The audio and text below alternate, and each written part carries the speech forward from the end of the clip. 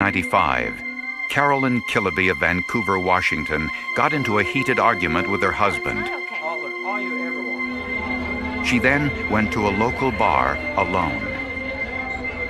No one has seen or heard from her since.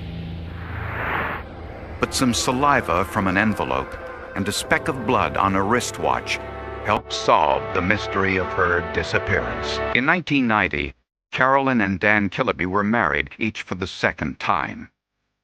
Dan managed a furniture store. Carolyn was a medical technician employed by the U.S. military. Carolyn and Dan each had a daughter from their previous marriages, and they moved into this home in Vancouver, Washington. My mom was basically the backbone of my whole family. I mean, she was very strong-willed, and she held everybody together. She was the problem solver, she was the supporter, she was the happiness, the joy. She was just like everything you could ask for. On Saturday night, November 11th, 1995, Carolyn and Dan got into an argument. She'd been in a fight with her husband because her husband had decided, instead of doing something with her that night that she'd counted on, they were going to go out. He was going to go out with his brother and have some food and drink. And she objected significantly to that. And I don't know whether she stomped out of the house and drove over there or how that transpired, but she ended up at Omar's and she was doing some serious drinking there. A waitress said Carolyn was dancing, but was there alone and was obviously intoxicated. The other indication was that she was alone at the table and that her head was down and that she had her head on the table and was basically passed out at the table, not functioning, not talking to anyone. Very, very clear to everyone in the bar that she was highly intoxicated. That night, around 11 o'clock, witnesses said they saw Carolyn leave the bar, and she was never seen again. I came home Sunday morning and she was gone.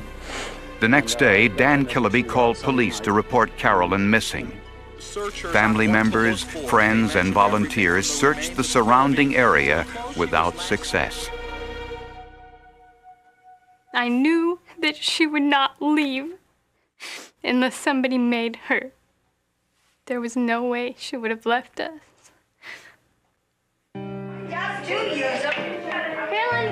She is really the light of the family. Her personality, her kindness.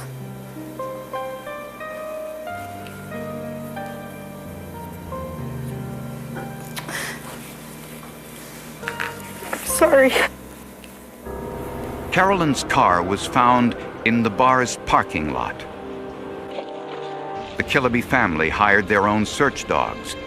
The dogs tracked Carolyn's scent from the bar directly back to her home.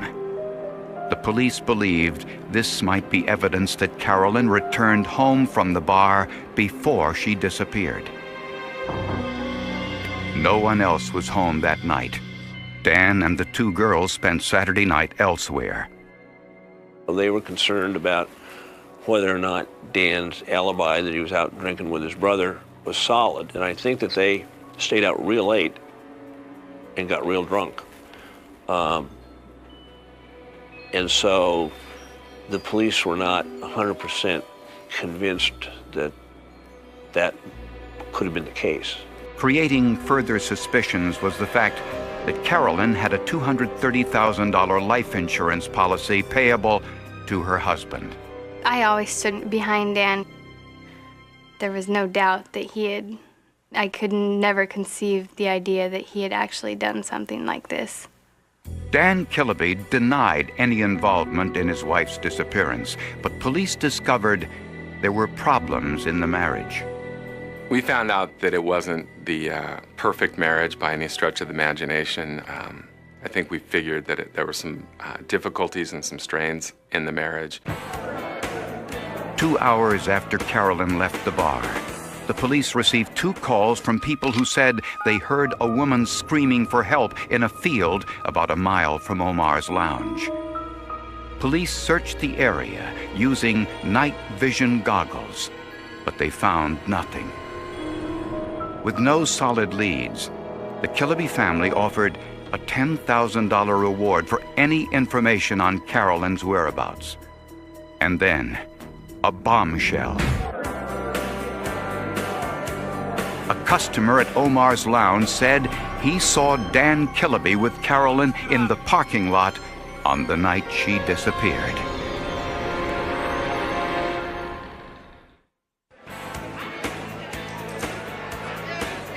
When 34-year-old Carolyn Killaby didn't return home after spending a night drinking at a local bar, her husband Dan was an immediate suspect.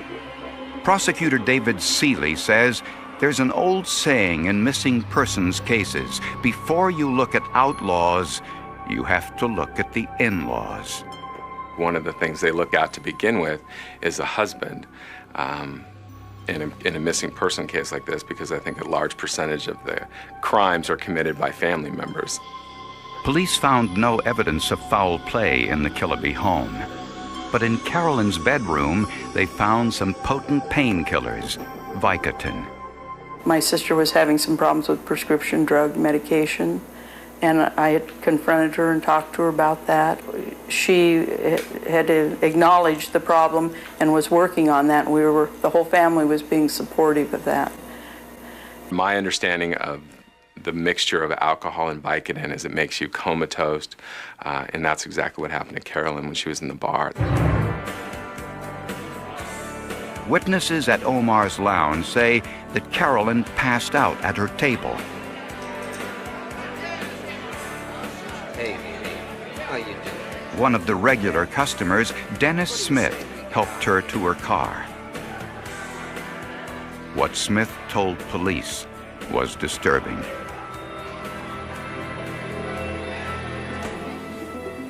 He said that he and Carolyn left the bar and engaged in consensual sex in his truck.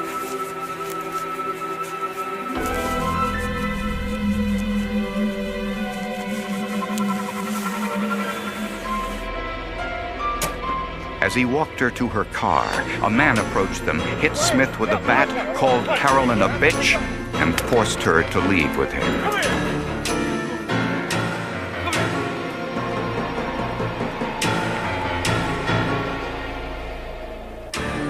When shown a photographic lineup, Smith identified Carolyn's husband, Dan, as the culprit.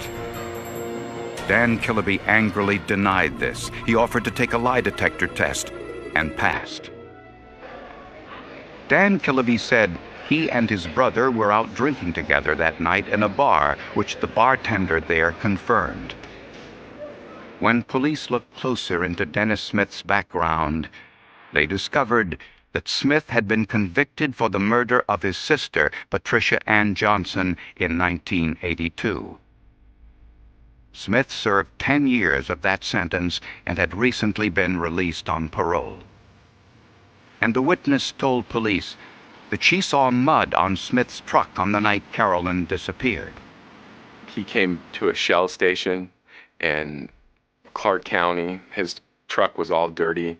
He asked the attendant there, who was a friend, whether or not he could go to her parents' house and wash his car. The employee also thought she saw a blood smear on Smith's shirt. With this new information, Smith's truck was confiscated, and police noticed that the inside of the truck had been wiped clean. No fingerprints, hairs, or fibers, even though Smith said Carolyn had been in the truck for consensual sex. Investigators did find a tiny speck of blood on the steering wheel. And there was evidence of a recent fire. Smith said a cigarette butt accidentally ignited the upholstery. An alert homicide investigator also confiscated Smith's wristwatch. In the forensics lab, scientists found a tiny speck of what appeared to be blood in the crevice of the wristband. Tests indicated it was human, but whose was it? Since we get half of our DNA from our mother and half from our father, scientists could identify whether it was Carolyn's blood in the truck by analyzing DNA samples from Carolyn's parents. But Carolyn's mother delivered some shocking news. Despite raising Carolyn as his own, The man Carolyn called Dad wasn't her biological father, a fact withheld from Carolyn during her upbringing.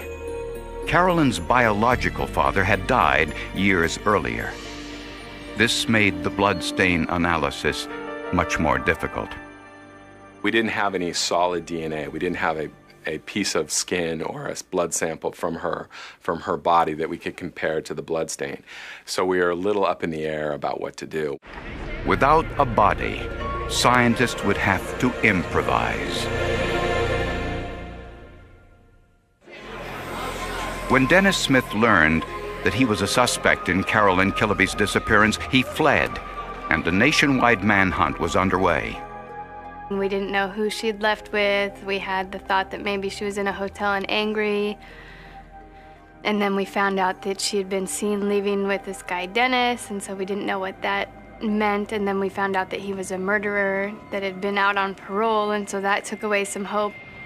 While the FBI searched for Smith, forensic scientists analyzed his truck. Arson experts discovered hydrocarbons on the upholstery of Smith's truck. Hydrocarbons are present when an accelerant or flammable liquid is used to start a fire. A clue that the fire was intentionally set. The damage was extensive, and Smith's story didn't match the evidence. We got a similar car seat. We tried to recreate the fire in 3 or 4 different ways. And each time we couldn't come up with that type of damage that we saw in his car. In a small crack in the steering wheel, a phenolphthalein test identified a tiny stain as blood. And on Dennis Smith's wristband, scientists found another speck of blood. But without Carolyn's body, scientists had no DNA sample for comparison. So detectives searched for a sample of Carolyn's DNA, and they found it in Alaska. 10 years earlier, Carolyn mailed a letter to her girlfriend in Alaska, and her friend had never thrown it away. On the envelope flap and stamps was Carolyn's saliva, still a rich source of DNA even after 10 years. The samples were too badly degraded for traditional DNA testing, so scientists used a newer and less exact DNA test called mitochondrial DNA. Traditional DNA testing analyzes the nucleus of the cell, but outside the cell nucleus are what are known as mitochondria, cells that can be identified, although not as precisely as in traditional DNA testing. Mitochondrial DNA is inherited from a mother to her children, and therefore if you want to make a match between a sample of evidence from a missing person, as was in this case, blood stains from someone whose body was not available, you need only go to a maternal relative. The DNA from the envelope flap and stamps matched the DNA from the blood found in Smith's truck. And with DNA samples from Carolyn Killaby's mother and daughter, Dr. Melton concluded that the mitochondrial DNA in Dennis Smith's truck was that of Carolyn Killaby. It was a DNA profile that existed in only 1 out of 200,000 Caucasians. Because there was no body found in this case, and I believe the remains of Miss Killaby are still missing, it was very important to place her in the presence of Mr. Smith. And of course, a blood stain on his watch band that comes back to her would be very powerful evidence. On the 1-year anniversary of Carolyn's disappearance, friends and relatives gathered for a candlelight vigil outside of Omar's lounge, the last place she was seen alive. That I'm glad they're here, and I'm glad they want to show that they cared too.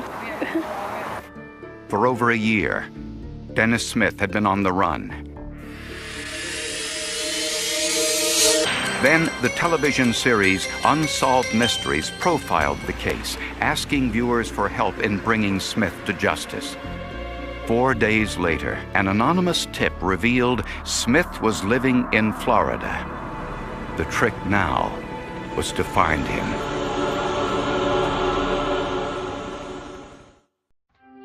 And I turned to drugs, and my stepdad turned to alcohol, and my sister turned away from all of us, and my whole family just fell apart. Everything that I'd known for 15, almost 16 years in one night was all unraveled. For 15 months, Carolyn's family waited for some word on the search for Dennis Smith. Law enforcement searched all over the country, and an informant said Smith was living in Florida. Police there stopped the vehicle on the suspicion it was stolen. The man driving the car was Dennis Smith. Smith tried to get away. There was a fight, and Smith was shot in the scuffle. I was hoping that he was in a lot of pain. I wanted him to hurt. I crossed my fingers, though, that he didn't die. As much as I hate him and do not want him in this world, if he were to die, there was really no hope of finding my mom's body or for him having to suffer in prison. Smith survived the gunshot wound and returned to Washington State to stand trial for kidnapping, rape, and the murder of Carolyn Killaby, even though police still hadn't found her body.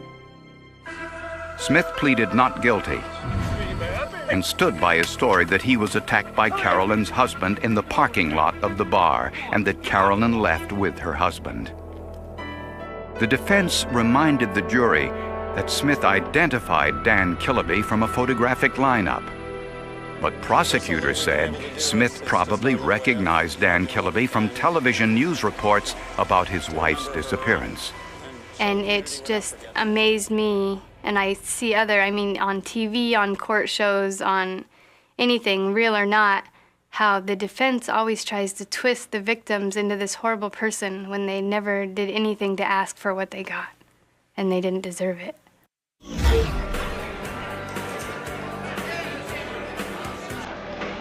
Prosecutors believe that Carolyn Killaby was inebriated in Omar's lounge and that Smith offered to drive her home. Somewhere along the way, Smith raped and murdered Carolyn Killaby in the cab of his truck. Her blood spattered onto the steering wheel, Smith's watch, and probably on the upholstery. Prosecutors suspect that Smith buried Carolyn's body somewhere near Larch Mountain. A few hours later, a gas station attendant said she saw a blood stain on Smith's shirt and that his truck was full of mud. Smith attempted to remove the blood inside his truck with detergents. And when he couldn't remove it all from the upholstery, he set it on fire. But he missed a tiny speck of blood on his wristband and a tiny speck of blood on the steering wheel, proof that Carolyn Killaby had been bleeding inside his truck.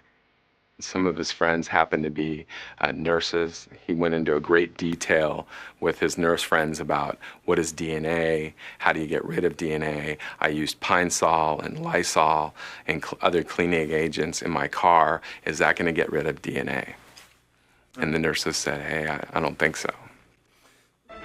Prosecutors also discovered that when Smith was in prison for killing his sister, he told his cellmate how he would get away with murder the next time.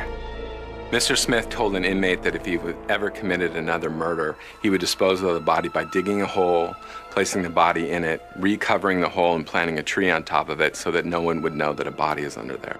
And wherever she is, it's out in most likely a dark, cold place where we can't go and visit her physically, where her remains are. He also told the inmate that he would dispose of the other evidence by burning it. The only scientific evidence in this case was the mitochondrial DNA taken from 2 tiny specks of blood. Dennis Smith was found guilty of aggravated murder and sentenced to life in prison without parole. After his conviction, Dennis Smith offered to disclose the location of Carolyn's body in return for some Taco Bell burritos and $10,000 in cash. We obviously all know that he knows where the body is, and now he's trying to get something for him when he should do the right thing and give up Carolyn's body to give closure to this family. I think it's pathetic what he's trying to do now. He's not getting any money. He already has more things in prison that we have. I mean, he has free cable, he has free pay-per-view. I mean, I have to pay for my cable, I have to go rent movies, and then he wants extra spending money. I mean, there's no way that I would give him a cent. I wouldn't give him a penny. The Killaby family may never recover Carolyn's body for a proper burial, but they've purchased a burial plot with a headstone anyway. For Carolyn's daughter, Gina, not a day goes by when she doesn't think of her mother. She has this beautiful new granddaughter that she never got the chance to meet and be a grandmother to.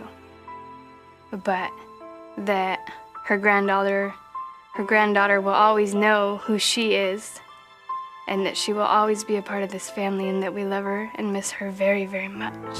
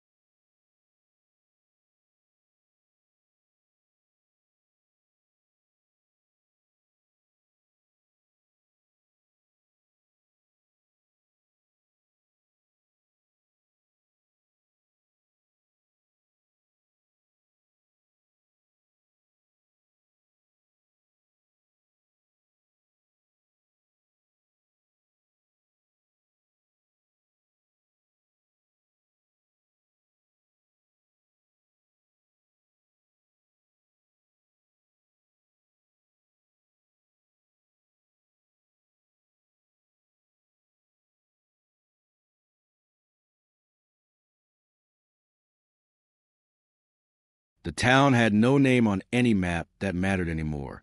People simply called it Ash Hollow, a place where winter arrived early, conversations ended quickly, and every front porch carried the weight of stories nobody wanted to tell. For 30 years, one story had refused to die. Every January, someone placed a single white flower beside an abandoned bridge at the edge of town. No cameras ever caught who did it. No footprints remained in the snow. By sunrise, the flower was always there, and everyone knew exactly what it meant. Because 30 years earlier, 19-year-old Emily Carter had vanished after leaving the town library just before closing time. She never made it home. Her car was found the next morning. The driver's door stood open. The headlights were still burning. A paper cup of coffee sat untouched in the cup holder, still half full despite the freezing night. Her purse remained on the passenger seat. Her keys lay beneath the dashboard. Nothing had been stolen. Nothing appeared broken. It looked less like an abduction, and more like someone had simply stepped out of the car for a conversation they believed would last only a minute. It became the town's favorite lie. She'll come back. For days, volunteers searched frozen fields. Divers entered black water beneath the bridge. Helicopters circled endless forests. Bloodhounds followed Emily's scent for nearly 2 miles before stopping abruptly on an empty stretch of road. The trail ended there, as if she had disappeared into thin air. Weeks became months. Months became years. The missing person posters faded beneath rain and sunlight until only fragments remained taped to telephone poles. Children who had helped search for Emily grew into adults with children of their own. Stores closed. Families moved away. The sheriff retired. The evidence boxes gathered dust inside a forgotten archive room where broken fluorescent lights buzzed through long, silent nights. The case became another number, another file, another unanswered question, until the package arrived. It appeared on a Monday morning without postage or fingerprints. Inside rested a rusted brass key. Nothing else. No note, no return address. Only a small metal tag attached by faded string. Locker 27. Detective Noah Mercer had spent 15 years investigating crimes that actually made sense. This one didn't. No record mentioned Locker 27. No warehouse. No station. No storage facility. Yet something about the key felt deliberate. Someone had waited decades to send it. Not by accident. By choice. Mercer reopened the forgotten file. Old photographs spilled across his desk. Snow-covered tire tracks. Flashlight beams cutting through pine trees. Volunteers standing shoulder to shoulder in freezing wind. Then one photograph caught his attention. Not because of Emily. Because of the background. A row of railway storage lockers. Most of the image had been cropped years earlier to focus on investigators. But there, barely visible beyond the crime scene tape, a weathered metal door. The number painted in chipped white. 27. Mercer's heartbeat slowed. Someone had hidden the answer inside the evidence from the very beginning. The locker still existed, hidden beneath the abandoned freight terminal outside town. Rust covered its hinges. The lock had not been opened in decades. The brass key turned with surprising ease. The heavy door creaked open. Darkness. Dust. Silence. Then the beam of his flashlight landed on a single cardboard box resting neatly in the center. No cobwebs. No debris. Someone had been there recently. Taped to the lid was one handwritten sentence. If you want the truth, stop looking for the missing girl. The words lingered in the stale air long after Mercer finished reading them. Stop looking for the missing girl. Every instinct told him to ignore the message. Every year spent investigating told him not to. He slipped on fresh gloves and carefully cut the brittle tape. Inside the box lay 3 objects: a pocket notebook, a cassette tape, a faded Polaroid. The photograph showed Emily, alive. She was standing beside a roadside diner, smiling at someone outside the frame. Written across the bottom in black ink were 4 words. 2 hours later. Mercer's pulse quickened. The timestamp on the Polaroid placed it nearly 2 hours after witnesses claimed Emily had vanished. The official timeline had just fallen apart. He opened the notebook. Every page contained observations. No names. No explanations. just precise entries. She arrived alone. Blue pickup parked across the street. She looked frightened after the phone call. She changed direction. The handwriting never changed. Steady, patient, as though someone had been documenting events instead of participating in them. The final page held a rough map. No street names. Only landmarks. The bridge. The diner. An abandoned grain elevator. One location had been circled repeatedly. A derelict fire lookout tower deep inside the surrounding forest. Mercer immediately requested aerial photographs. The tower had collapsed nearly 20 years earlier. No one had searched it during the original investigation. It had been considered too far from the last confirmed sighting. By dawn the following morning, a small search team stood beneath what remained of the structure. Rotting timbers groaned in the wind. Snow covered the broken staircase. Nothing suggested anyone had visited in years. Then one officer noticed fresh boot impressions beneath a layer of powder. Recent, less than 24 hours old. Someone had been there. Mercer climbed what remained of the tower. Halfway up, he found another message carved into the railing.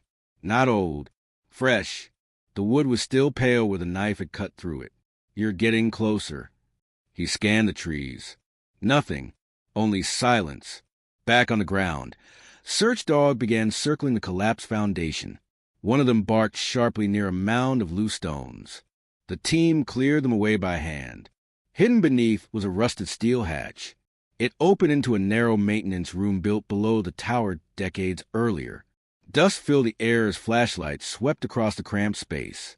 An overturned chair, an old kerosene lantern, newspapers stacked in one corner, and along the far wall, dozens of photographs. Every one showed Emily, walking through town, leaving work, buying groceries, talking with friends. The oldest photograph had been taken weeks before she disappeared. The newest, only 3 days before. Someone had watched her for months. Not randomly.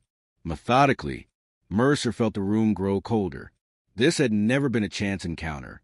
Whoever had taken these photographs had been planning something long before Emily vanished. And judging by the fresh footprints outside, they might still be watching. The evidence room fell silent. No one reached for the photographs. No one spoke. Mercer counted them instead. 48. 48 separate moments from Emily's ordinary life. Leaving the grocery store. Crossing Main Street. Laughing outside the library.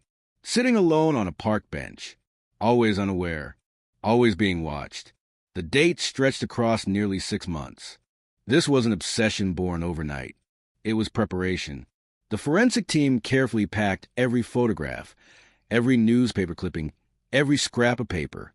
As they lifted the final stack on the floor, a folded map slipped loose. It wasn't a town map. It was a utility survey. Old service roads, drainage tunnels, power lines. One route had been traced in red pencil, beginning at the diner and ending far beyond the forest, where an abandoned hydroelectric station had been closed for decades. Mercer circled the location. Let's move. By nightfall, rain had replaced the snow. The hydro station stood at the edge of a narrow gorge, its shattered windows staring into darkness like empty eyes. The front entrance had collapsed years earlier. The team entered through a maintenance tunnel. Flashlights swept across rusted machinery. Water dripped steadily from the ceiling. Every sound echoed. Then, a light, not a reflection.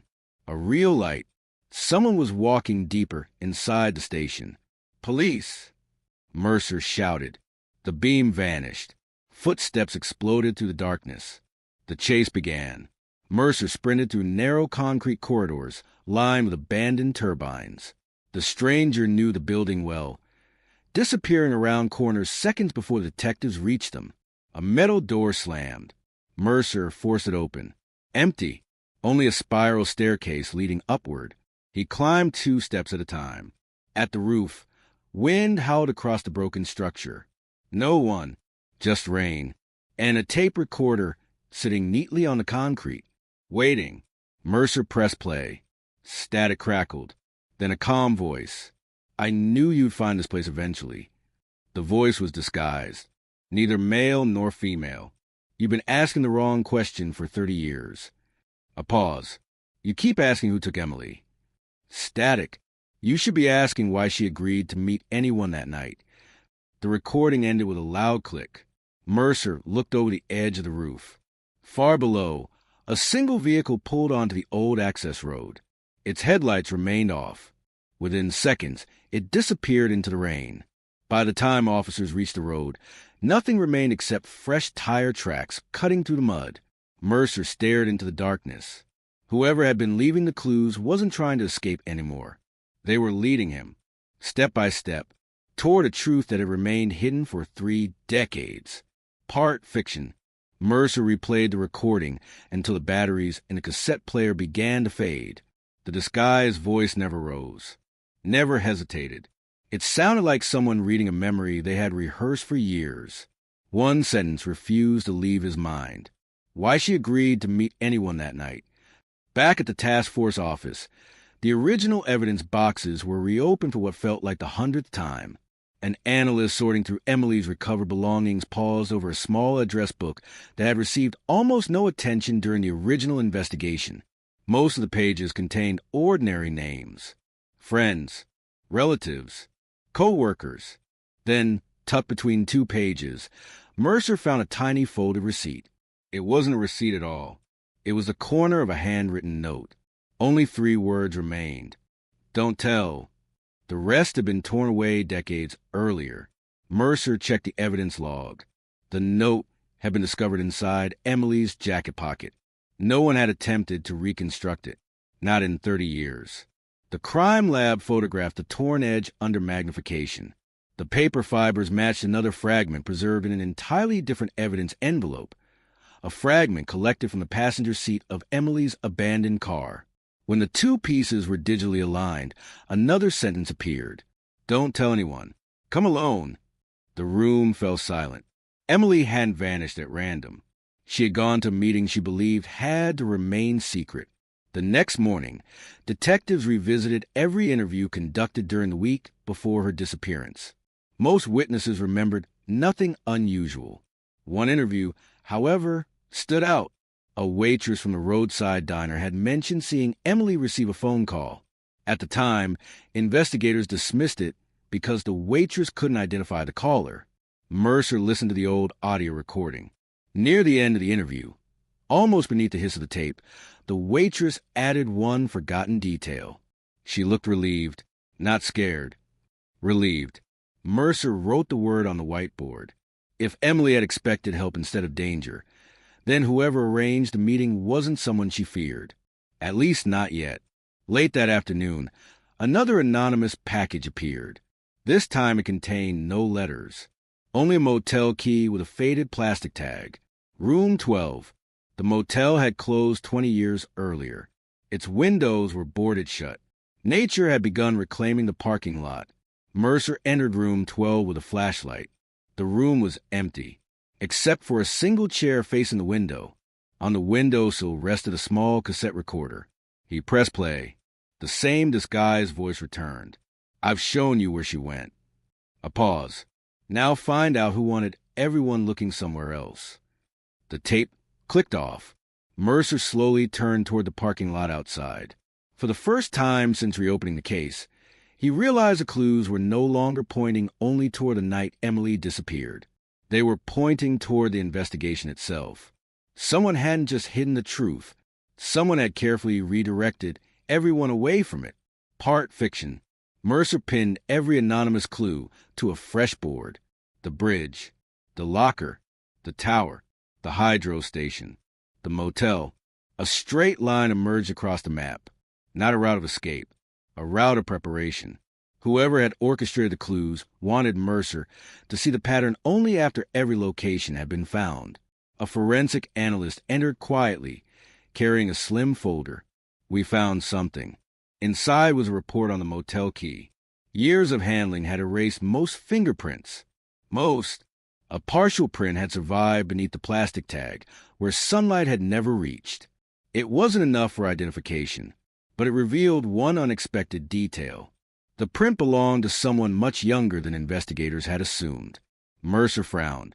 The person leaving the recent clues might not be the same person who had started the trail decades ago. The chain had been passed from one individual to another. That night, Mercer returned to the abandoned motel alone. He stood in room 12 with the lights off. The silence was complete. Then he noticed it. A faint reflection in the cracked bathroom mirror. Not behind him. Above him. He raised his flashlight. A loose ceiling tile. Inside the narrow space rested a sealed envelope wrapped in wax paper. On the front, only one sentence. The last lie was told before the search even began. Inside was a photocopy of a single dispatch log from the night Emily disappeared. At first glance, it looked ordinary.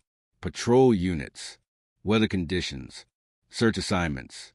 Then Mercer spotted an impossible timestamp.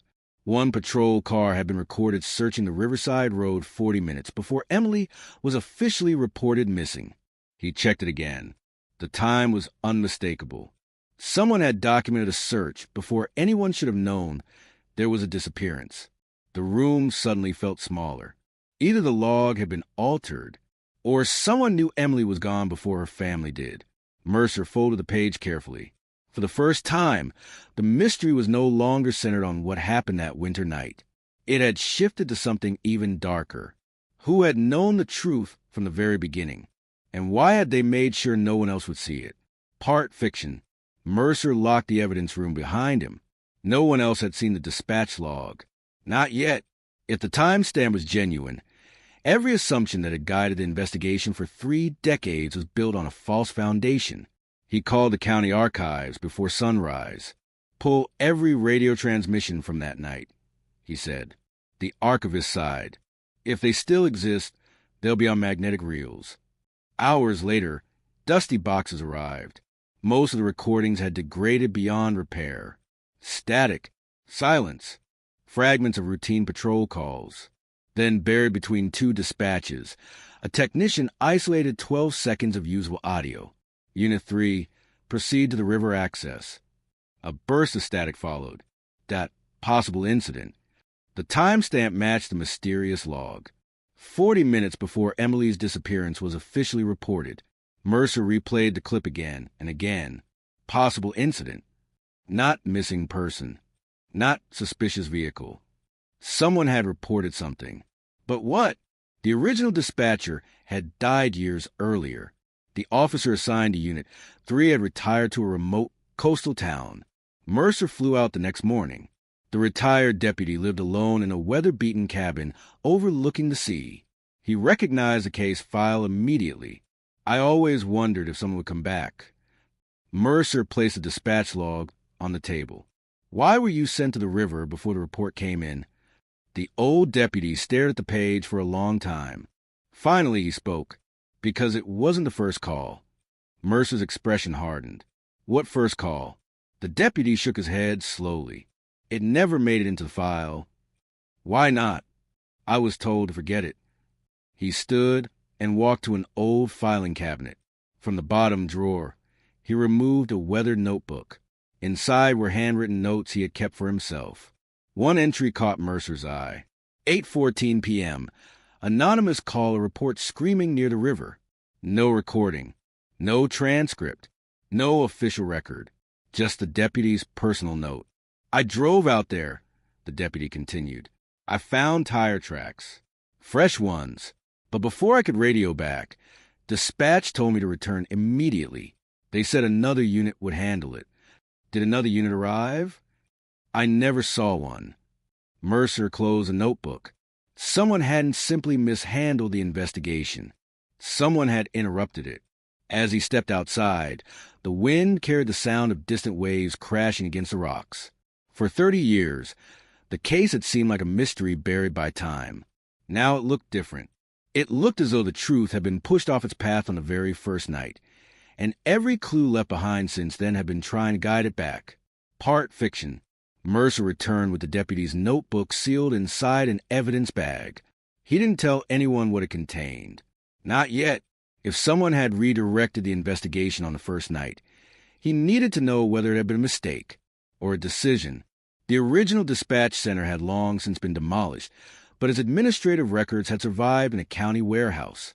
Most were routine. Shift schedules, maintenance reports, personnel files. One folder was noticeably thinner than the rest. Its cover read, Incident Communications, Winter Archive. Several pages had been removed, not torn, carefully extracted. Years ago, a records clerk studying the folder frowned. See these staple holes?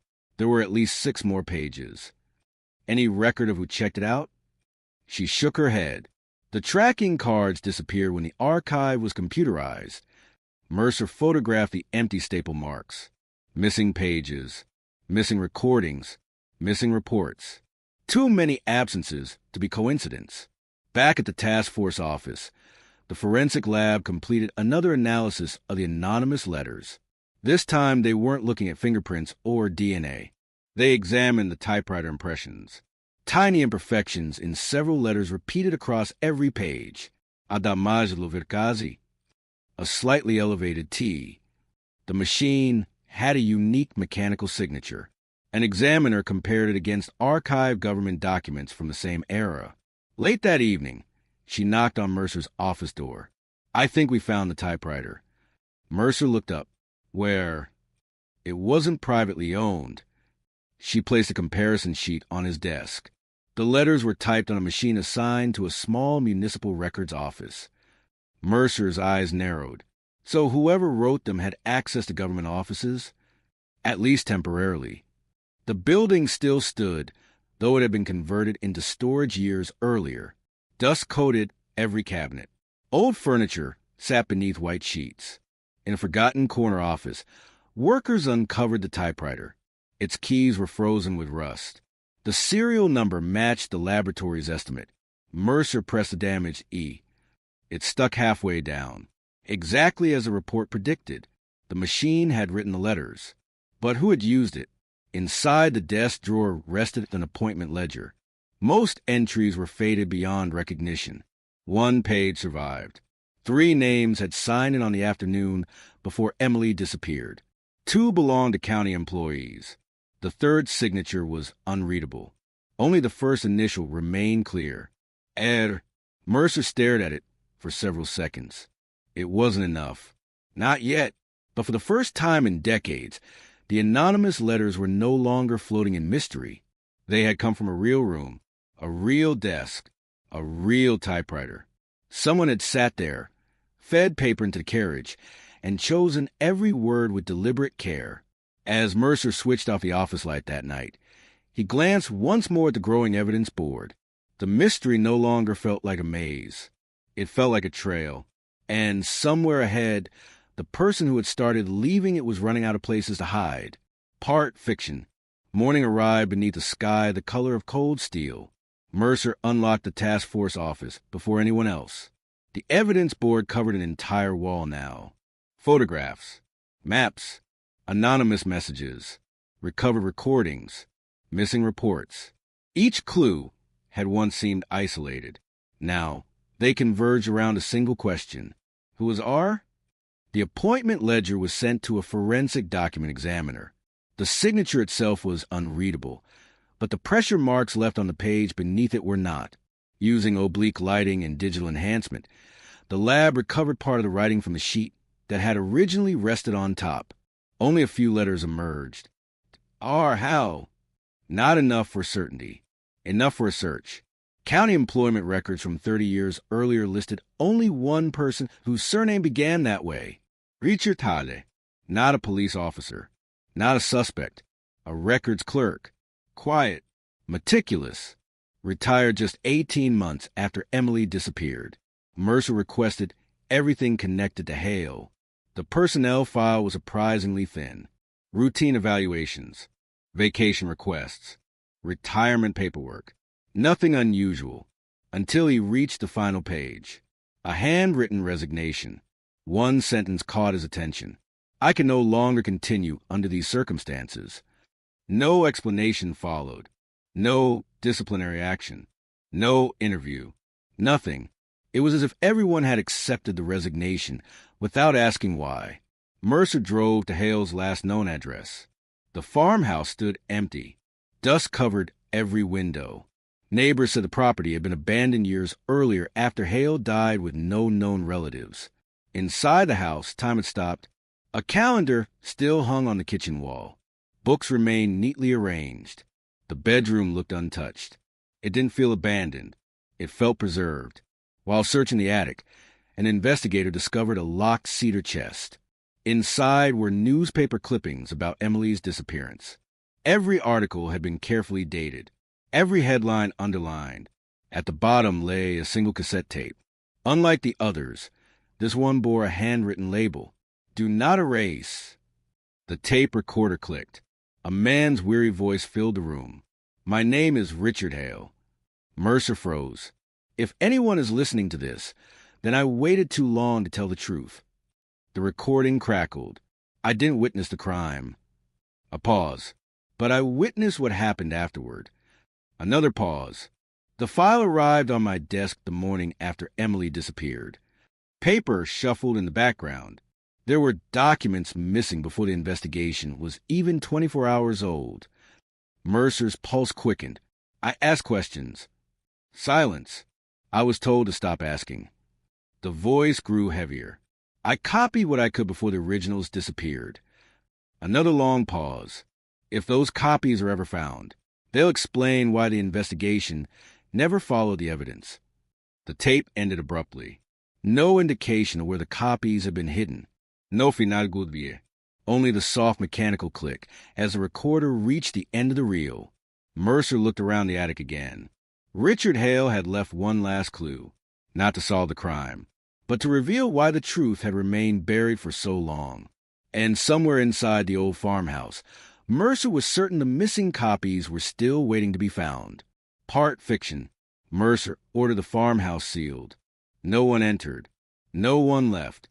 If Richard Hale had hidden copies of the missing documents, they had survived decades because no one knew where to look.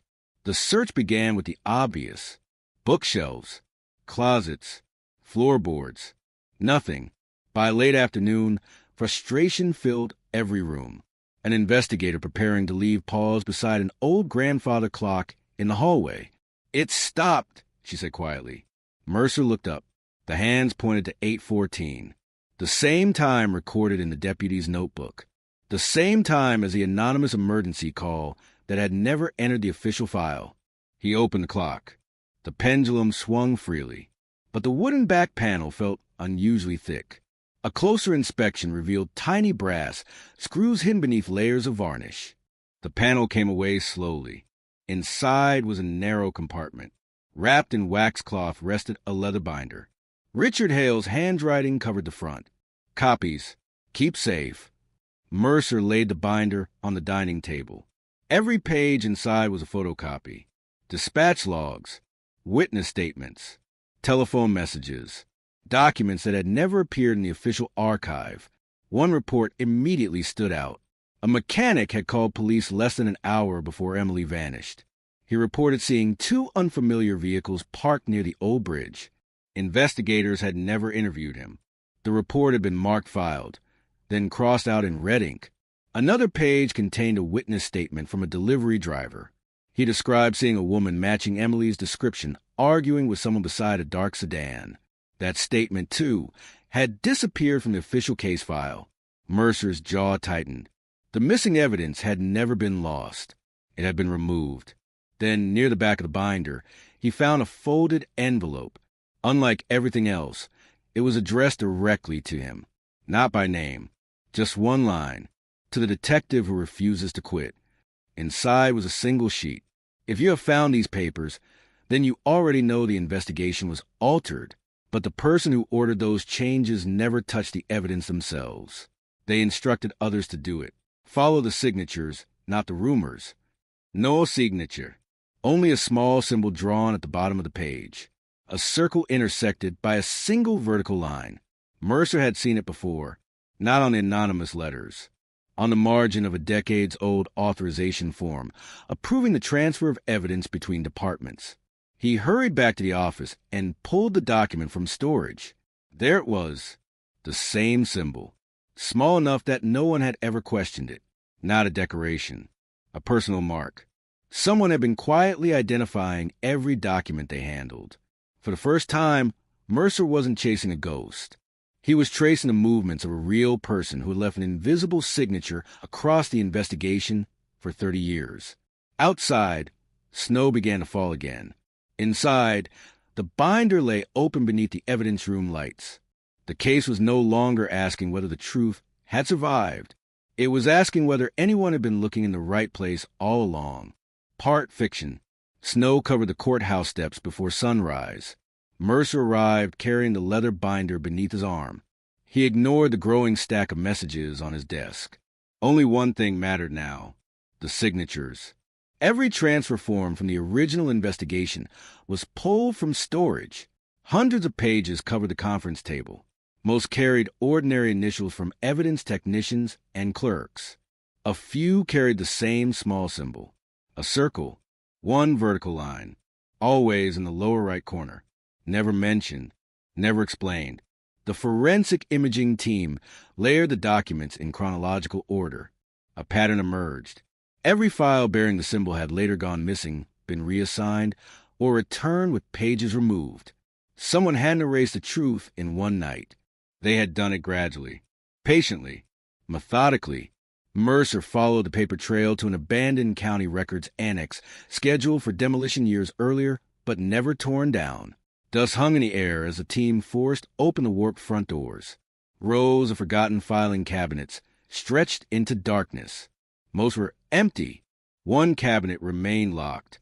Its label had faded almost completely. Only a single letter could still be read.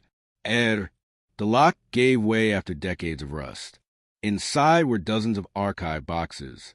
Most contained routine paperwork, payroll records, property maps, maintenance requests. Then Mercer found a slim gray folder hidden behind a false back panel. Its cover was blank. Inside lay a memorandum that had never been filed. No names, no lettered, only a typed instruction. Remove all statements that cannot be independently verified. Limit investigative focus to confirmed evidence. Do not circulate preliminary witness accounts. At first glance, it sounded procedural, reasonable. Then Mercer noticed the date. The memorandum had been written before several witness statements even existed. Someone had anticipated their removal before they were taken. The room fell silent. A detective looked up from another box. "You need to see this." She held a roll of undeveloped 35mm film sealed inside an evidence envelope. A note attached to it read, "Recovered but never processed." The film had sat untouched for decades.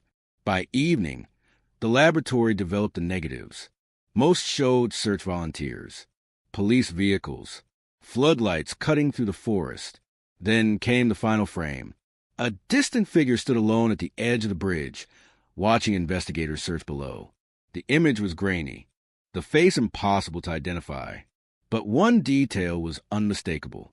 The person wore a heavy overcoat with a circular emblem stitched onto the sleeve, the same circle crossed by a single vertical line. Mercer stared at the photograph. For years, the symbol had existed only on paper. Now it had appeared in the real world. Someone connected to the investigation had been standing only yards away from the search teams, watching them hunt for answers that had already been carefully led in the wrong direction. Mercer pinned the photograph to the center of the evidence board. For the first time, every clue seemed to point toward the same conclusion. The mystery wasn't built on one terrible night. It had survived because someone had spent years making sure every path toward the truth ended just short of the finish line. Part fiction. Mercer didn't leave the office that night. The newly developed photograph remained under the evidence lamp, its grainy image enlarged until the individual pixels blurred together. The emblem, that was the key. Not the face, not the coat, the emblem. The crime lab isolated the insignia and compared it against historical records. Volunteer organizations, construction companies, utility contractors. Nothing. Then, just after midnight, an archivist called. I've seen it before. Where? Not on clothing, on equipment. Mercer drove to the archives immediately. The archivist produced an aging procurement catalog from the early 1990s. The symbol belonged to a private document storage company that no longer existed. For years, county agencies had used the company to temporarily store inactive records before they were transferred to permanent archives. Boxes, evidence, case files, everything passed through their warehouse. Mercer's pulse quickened. If someone wanted to quietly remove documents, they'd have access before anyone noticed. By dawn, investigators were standing inside the abandoned warehouse. Most shelves were empty. Dust covered the concrete floor. But one aisle looked different. The dust had been disturbed.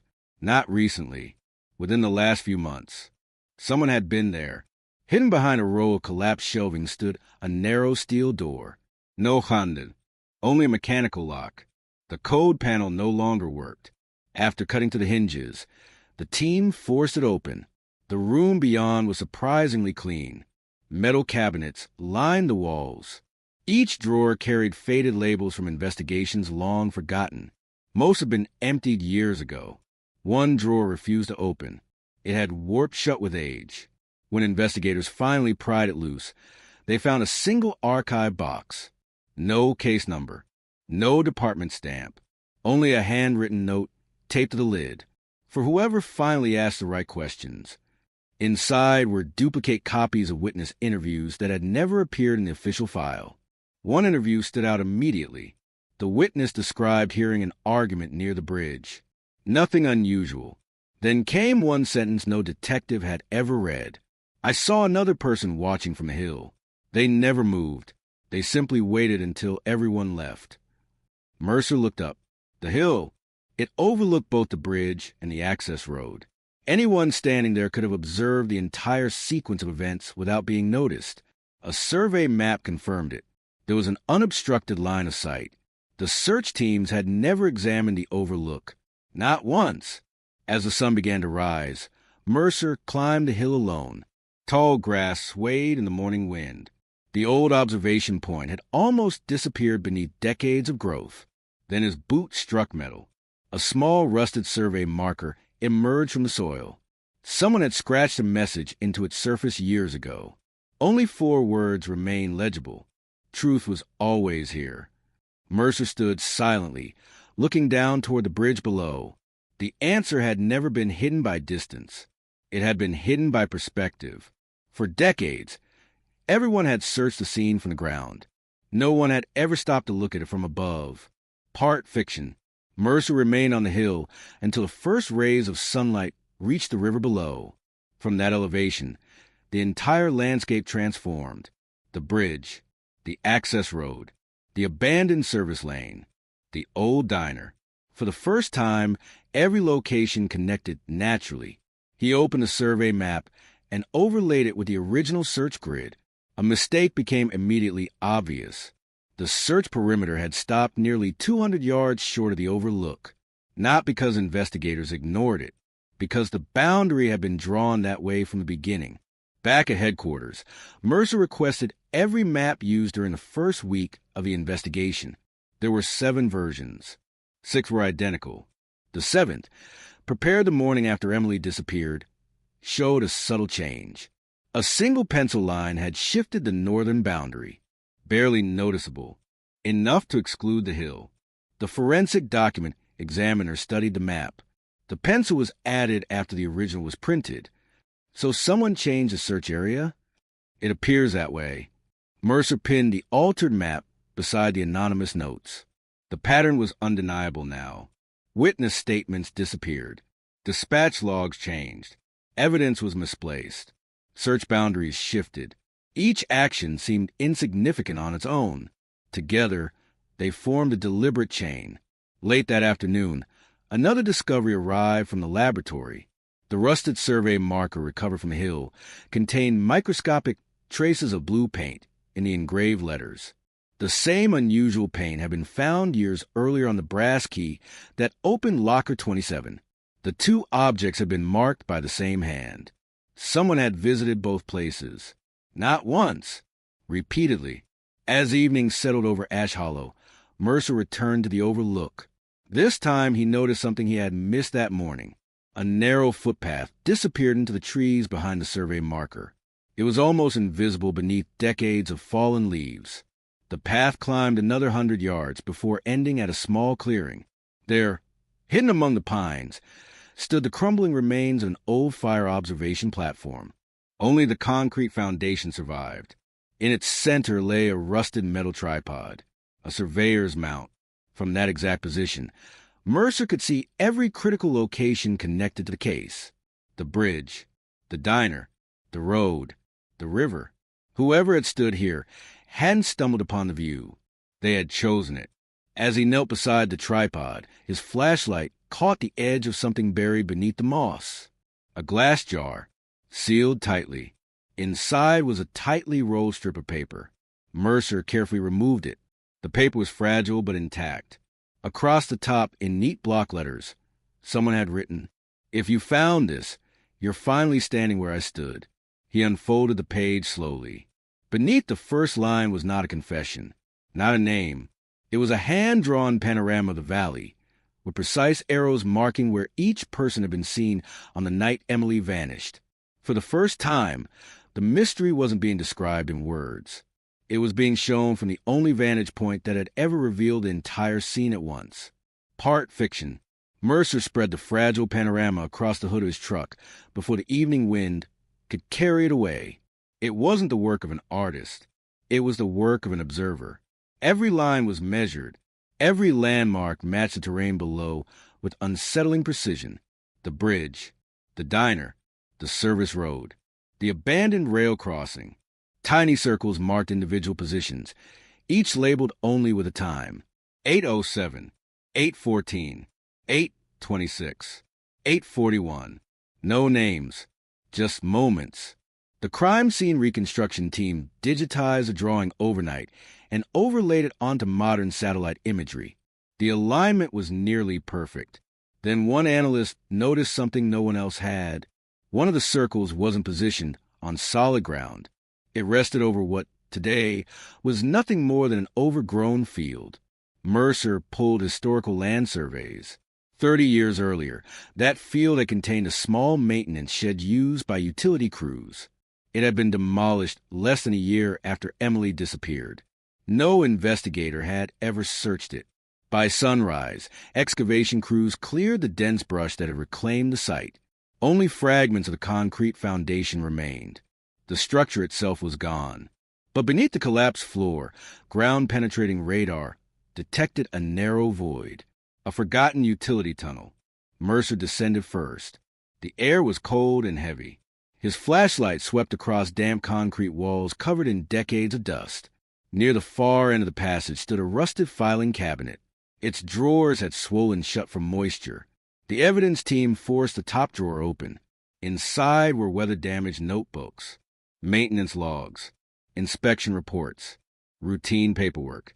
The bottom drawer contained something different, a sealed envelope. Across the front, written in careful block letters. The timeline is the key. Mercer unfolded the single page inside. It listed only times. No explanations. No locations. Just times.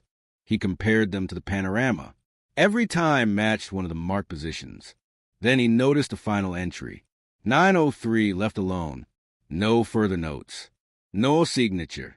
No indication of who had written it. Only the haunting implication that, by 9:03 that night, whoever had been documenting the events believed everyone else had gone. Everyone, except one person. Mercer looked back at the panorama. For the first time, he realized there was one final circle he had overlooked. It wasn't marked with a time. It wasn't marked with an arrow. It sat alone on the edge of the drawing, almost hidden among the trees. Beside it, barely visible beneath years of fading ink, was a single handwritten word. Me. The observer hadn't just watched the mystery unfold. They had quietly placed themselves inside it all along. Part fiction. Mercer read the tiny handwritten word again. Me. It was the first time, in hundreds of pages of anonymous notes and carefully planted clues, that the unseen observer had acknowledged their own presence. Not by name, not by confession, simply by marking where they had stood. The forensic team photographed the panorama, before lifting a single fingerprint from its brittle surface. Nothing. The paper had been handled too many times. Too many years. Mercer returned to the overlook with the map in hand. Standing exactly where the final circle had been drawn, he looked across the valley. The view was absolute. Nothing near the bridge could happen without being seen from here. Whoever had occupied this position hadn't witnessed only fragments. They had witnessed the entire sequence. As the team searched the clearing, an investigator called out, "Detective!" A flat stone near the edge of the platform had shifted. Beneath it was a narrow metal tube, sealed at both ends. Inside rested a surveyor's pencil, a small compass, and a folded strip of paper. Mercer unfolded it carefully. Unlike the earlier notes, this one was written in haste. The handwriting trembled. I couldn't stop what happened. The next line was harder to read. I thought someone else would tell them. Another pause. When nobody did, I became part of the silence. Mercer lowered the page. For the first time, the anonymous observer no longer felt like a mysterious guide. They felt painfully human. Someone who had spent years trying to undo a single night of fear. Back at headquarters, analysts compared the handwriting against every document recovered during the investigation. Late that evening, the lead examiner entered Mercer's office, carrying a thin folder. "We have a match." Mercer looked up. To who? Not a suspect. She placed 2 pages side by side. The observer. The handwriting matched a routine maintenance log completed decades earlier by a seasonal survey assistant who had worked in the valley for only one winter before leaving town. The assistant had never been interviewed, never listed as a witness, never considered relevant. According to employment records, they had resigned less than a week after Emily disappeared. No forwarding address, no further employment in the county. It was as if they had vanished from the story the moment it began. Mercer stared at the matching handwriting. The observer had never been hiding from investigators. Investigators had simply never known to look for them. Outside, rain began to fall across Ash Hollow once more. Mercer pinned the final note beside the panorama. The evidence board was almost complete, not because every answer had been found, but because, at last, the invisible person at the edge of the story had stepped into the light, and with that single act, the silence that had protected the mystery for decades finally began to break. Part fiction. The handwriting match opened a door no one expected. The seasonal survey assistant had a name. Daniel Rowan, 23 years old, hired for 4 months, resigned without notice. His personnel file contained almost nothing beyond a payroll form, an emergency contact that no longer existed, and a faded identification photograph. Mercer studied the face. Ordinary, forgettable, exactly the kind of person who could stand at the edge of a crime scene without anyone remembering he had ever been there. A search of public records revealed that Rowan had never been charged with crime. He hadn't disappeared. He had simply kept moving. One town, then another, temporary jobs, short leases, no permanent address for more than a year. It was a life that looked less like running, and more like refusing to stay anywhere long enough for the past to catch up. 3 days later, investigators located the final place he had lived, a modest cabin overlooking a quiet lake. Rowan had died peacefully several years earlier. The current owner knew nothing about him. He left one condition when he sold the place, the owner recalled. He asked that nobody tear down the old workshop. The workshop stood behind the cabin, untouched. Dust covered every shelf. Old surveying equipment hung neatly from wooden pegs. Maps were stacked in labeled tubes. Everything was arranged with almost obsessive precision. Mercer searched for hours. Nothing. Then he noticed one compass on the workbench. Unlike the others, its needle pointed steadily east instead of north. He picked it up. The base felt heavier than it should. A hidden compartment slid open. Inside was a tiny brass key. A tag hung from it. No words, only a number. 11. The key matched no lock in the workshop. But tucked beneath, it was a folded note in Rowan's familiar handwriting. If you've reached this place, then you already know I was the observer. Mercer unfolded the remaining page. I never knew the whole truth. I only knew enough to regret my silence. Everything I couldn't understand, I placed somewhere safe, hoping one day someone with better questions would find it. Below the message was a simple sketch. A church, a bell tower, a small cemetery behind it. One grave had been marked with an X.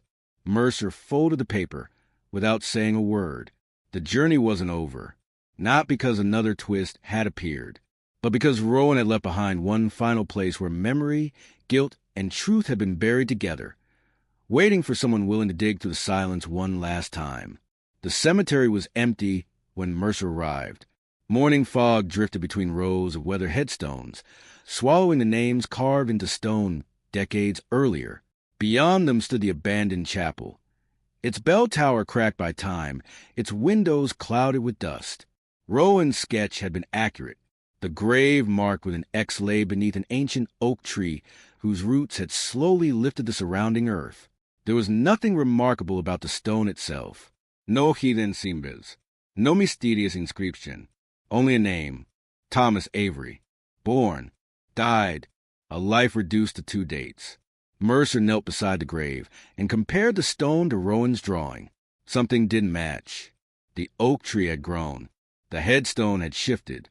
The sketch showed the X several feet behind the marker. He paced the distance. 5 steps. 6. 7. His boot struck iron. A dull metallic sound echoed beneath the soil. The excavation team arrived before noon. Carefully, they peeled back decades of earth until the outline of a rusted iron hatch emerged beneath the roots. The hinges resisted at first, then surrendered with a groan that seemed to awaken the silence surrounding the cemetery. A narrow staircase descended into darkness. The air below was cool and dry. It wasn't a crypt. It was an old records vault, built beneath the chapel long before digital archives existed. Shelves lined the walls, most of them empty after years of neglect. One cabinet remained locked. The brass key labeled 11 fit perfectly. Inside rested a single wooden box. No dramatic treasure. No confession. Just order. Every document had been tied neatly with faded cotton ribbon. Personal journals, survey notebooks, hand-drawn maps, and one envelope addressed in Rowan's unmistakable handwriting. Mercer opened it carefully. "If you found this, then you know I wasn't brave enough when it mattered." He continued reading. "I spent years believing that remembering was enough. It wasn't. Memory fades. Paper survives. That's why I hid everything here." The next pages weren't accusations. They weren't confessions. They were observations. Small details Rowan had never trusted himself to report. The color of a jacket. The direction a car had traveled. A broken taillight. A conversation overheard but never fully understood. Each memory had been written years after the events, accompanied by a warning written in the margin. "This is how I remember it. Memory can fail." Mercer stopped reading. That single sentence carried more honesty than any anonymous letter the investigation had uncovered. The final notebook contained one last entry. No dates, no names, just a reflection. People believe the truth disappears with time. It doesn't. What disappears is certainty. Every year adds another layer of doubt until even witnesses stop trusting themselves. That's why I left clues instead of conclusions. Evidence should speak louder than memory. Mercer slowly closed the journal. For the first time since reopening the mystery, he wasn't looking at a witness trying to manipulate an investigation. He was looking at someone who understood the limits of their own recollection and refused to claim certainty where none existed. Outside, the afternoon sun finally broke through the clouds. The chapel bell, unmoved for years, swayed gently in the wind without making a sound. Mercer carried the wooden box up the stone steps and looked back once at the quiet cemetery. The search had begun with questions about a disappearance. It had become a search for truth. Now it had become something else entirely. A lesson that every mystery leaves behind 2 stories. The story of what happened, and the story of the people who spent the rest of their lives trying to remember it well enough to tell it honestly. Part fiction. Mercer spent the next week reading Rowan's journals 1 page at a time. He refused to rush. Each notebook had been written years apart, and Rowan had developed an unusual habit. whenever he was uncertain about a memory. He crossed it out with a single line instead of erasing it. He wanted future readers to know the difference between what he had witnessed and what he merely believed. That distinction mattered. It was buried in one of the final notebooks that Mercer noticed a sentence unlike the others. "I was wrong about the bridge." Mercer stopped reading. For months, every clue had pointed investigators toward the bridge as the center of the mystery. Rowan disagreed. The next page contained a carefully drawn map of the valley. A thin pencil line connected every location investigators had searched over the years. Then, in the middle of the map, Rowan had circled an empty stretch of woodland that appeared in none of the official reports. Beneath the circle he had written, "Everyone walked around this place. Nobody walked through it." The following morning, Mercer assembled a small team. The woodland looked ordinary. Dense pines, fallen leaves, a narrow creek winding through moss-covered rocks. Nothing suggested it held any importance, until one investigator noticed an unnatural row of stones hidden beneath layers of brush. They weren't random. They formed the outline of an old foundation, the remains of a cabin. Local historians later confirmed the forestry cabin had once stood there before burning down years before Emily disappeared. It had vanished from modern maps long ago. Inside the collapsed foundation, metal detectors began to chirp. Most signals came from rusted nails and broken tools. Then one signal stood out. Strong, compact. A small tin container emerged from beneath the soil. Inside were several rolls of undeveloped film, protected inside waterproof sleeves. The laboratory worked through the night. One frame after another revealed ordinary scenes around Ash Hollow. Children riding bicycles, the old diner, snow-covered roads. Then came the final roll, a photograph of the forestry cabin, taken only days before it burned. Standing outside the cabin were two people. Their faces were partially hidden by distance, but between them stood a young woman whose coat matched the one Emily had been wearing the night she disappeared. Mercer looked closer. She wasn't frightened. She wasn't running. She appeared to be listening. Behind the trio, almost invisible in the shadows of the trees, another figure watched from a distance. The observer, always present, always outside the moment. Mercer placed a photograph beside Rowan's journals. For the first time, the mystery wasn't becoming simpler. It was becoming clearer. Truth had never existed in a single clue. It lived in dozens of small moments that, taken alone, meant almost nothing. Only when they were placed together did they begin to resemble the story everyone had been searching for all along. Mercer pinned the newly developed photograph beside Rowan's journal. For a long moment, no one spoke. The cabin, the woman, the silent observer in the trees.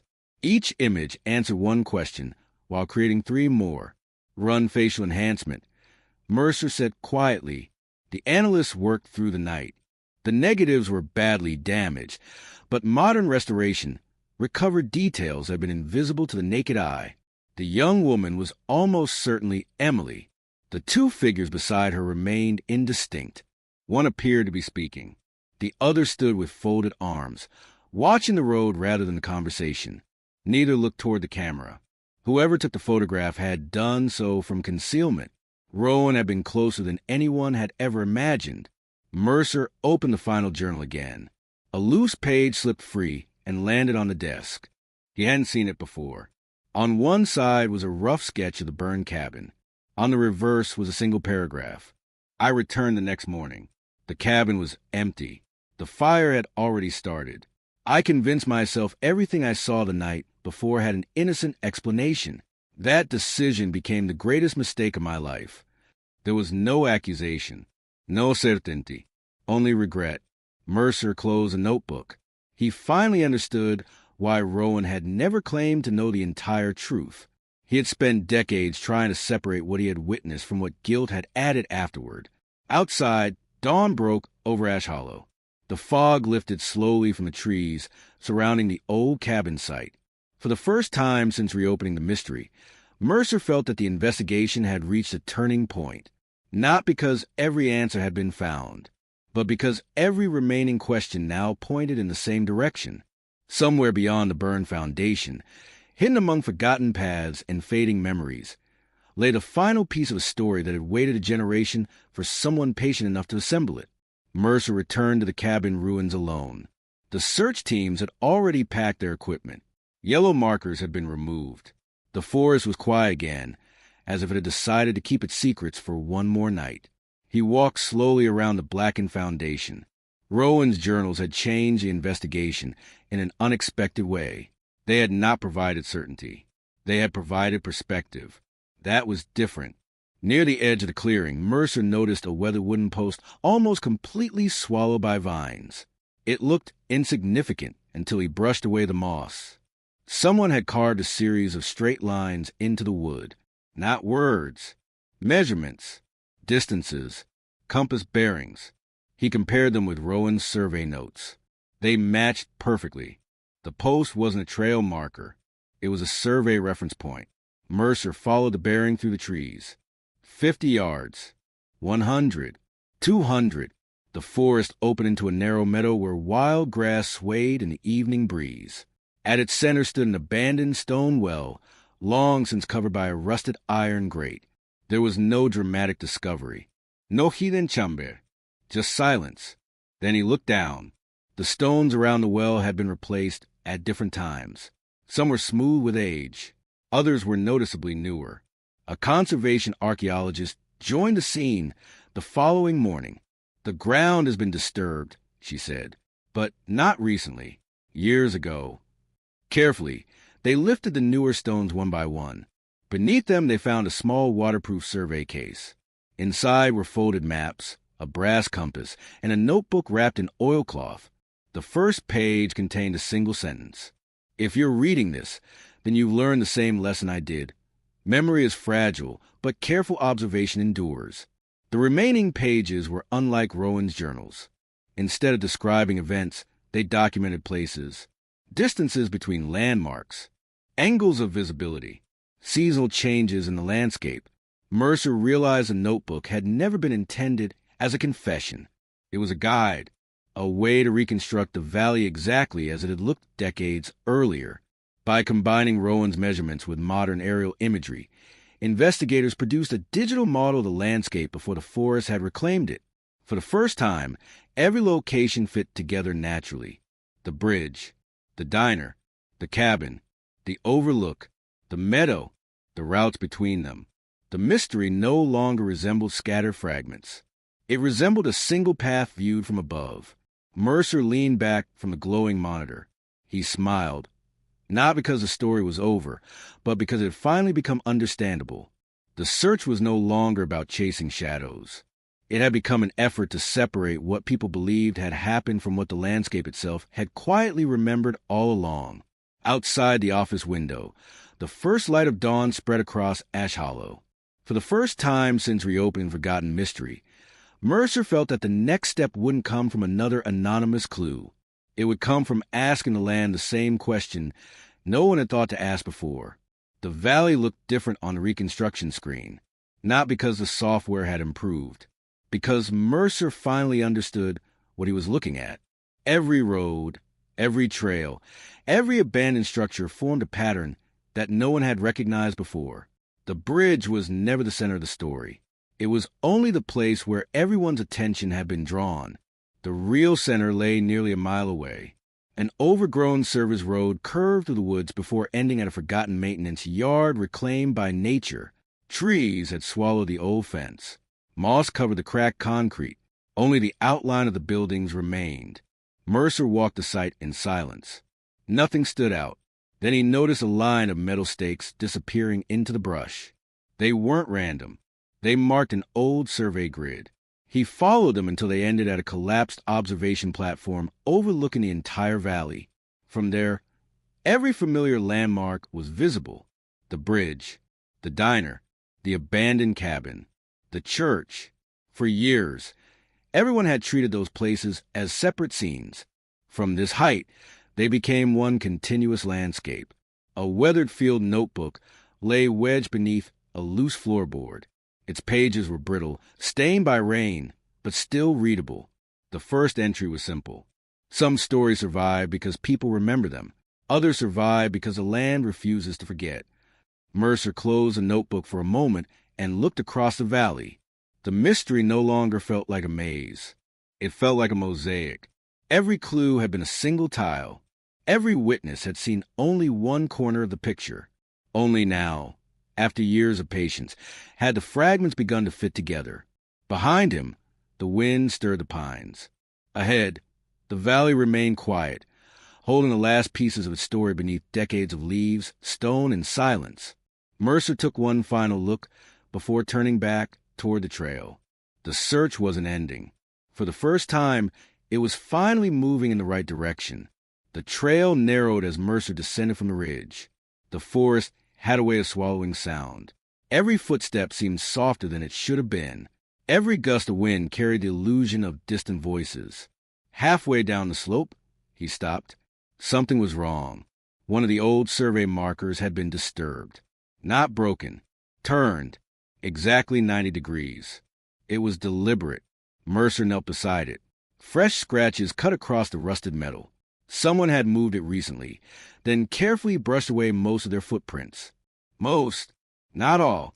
A faint trail disappeared into the undergrowth. He followed it for nearly a quarter mile before the trees opened onto a forgotten railroad spur. The tracks had long since been abandoned, swallowed by weeds and wildflowers. An old freight car sat crooked on the rails, its faded paint peeling beneath years of rain and snow. The door stood slightly open. Mercer pushed it wider. The interior was empty, except for a wooden chair facing a cracked window. On the floor rested a dusty projector. Beside it lay a metal film canister. No note, no explanation. Back at the lab, the brittle film was cleaned and carefully restored. The projector flickered to life. Silent black and white images filled the screen. Children playing in the town square. A summer parade. The church before its bell tower cracked. Then the camera turned toward the valley. Frame by frame, it captured places that had become familiar during the investigation. The bridge, the service road, the overlook, the maintenance yard. The final seconds froze Mercer in place. Whoever had been filming slowly panned across the hillside and paused on an observation platform. A lone figure stood there, almost invisible against the trees. The person wasn't looking toward the camera. They were looking down into the valley, exactly as Mercer had done only days earlier. The film ended. No dramatic revelation. No identity. Just one lingering image. Mercer leaned back in his chair. For years, everyone had searched for a single missing answer. Instead, they had uncovered something stranger, a chain of ordinary people, each preserving one fragment of forgotten story, none of them holding the whole truth alone. He pinned a still frame from the film onto the evidence board. The board was almost full now. Maps, photographs, journal pages, survey sketches, film stills. Individually, they whispered.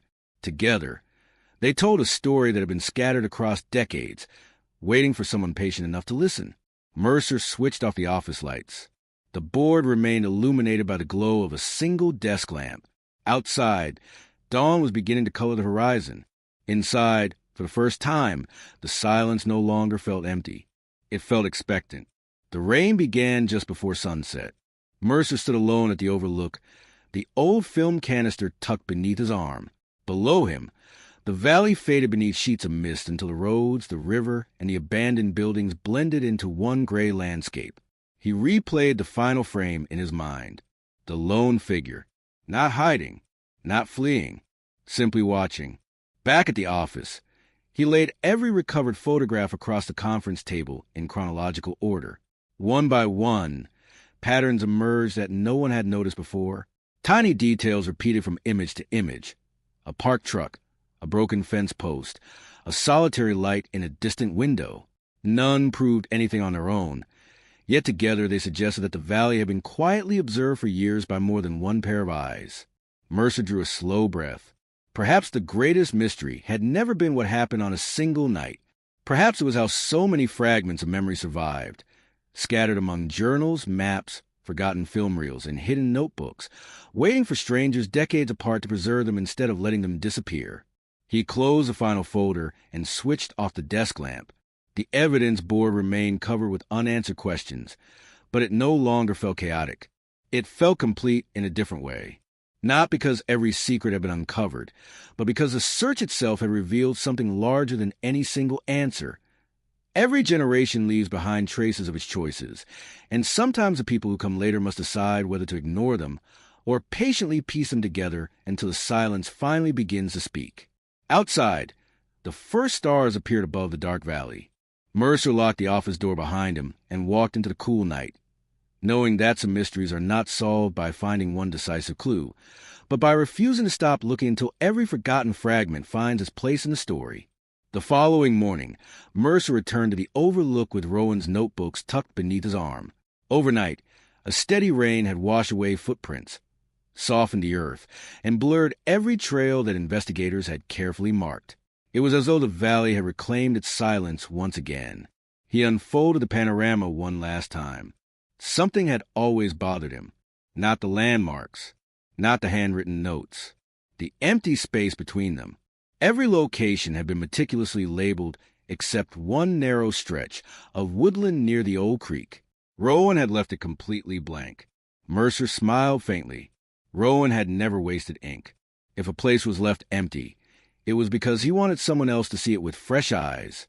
Mercer followed the creek until it narrowed into a rocky channel hidden beneath dense pine branches. Moss covered nearly every stone, but one section stood out. The rocks formed an unnaturally straight line, as though someone decades earlier had redirected the stream by hand. He crouched beside the water. The current was shallow. Beneath the clear surface lay fragments of old glass, rusted nails, and pieces of weathered timber carried downstream over many years. Then sunlight caught something unexpected, a polished brass corner. Mercer reached into the freezing water and lifted a small metal survey plate engraved with faded numbers. On its reverse, someone had scratched a single sentence. Every map begins somewhere. He turned the plate over again. The engraved coordinates were not modern. They belonged to an obsolete county survey system abandoned decades ago. Back at headquarters, a retired cartographer spent hours translating the measurements into present-day maps. As the final lines appeared on the screen, the room grew quiet. The coordinates did not indicate a building. They marked the exact point where the first official search team had assembled on the morning after the disappearance. Mercer leaned closer, not where the mystery ended, where it had begun. He realized that every clue Rowan had preserved pointed back to the same lesson. People often search hardest where the story becomes dramatic, but the smallest decisions are made at the beginning. A boundary drawn, a direction chosen, a question asked or never asked.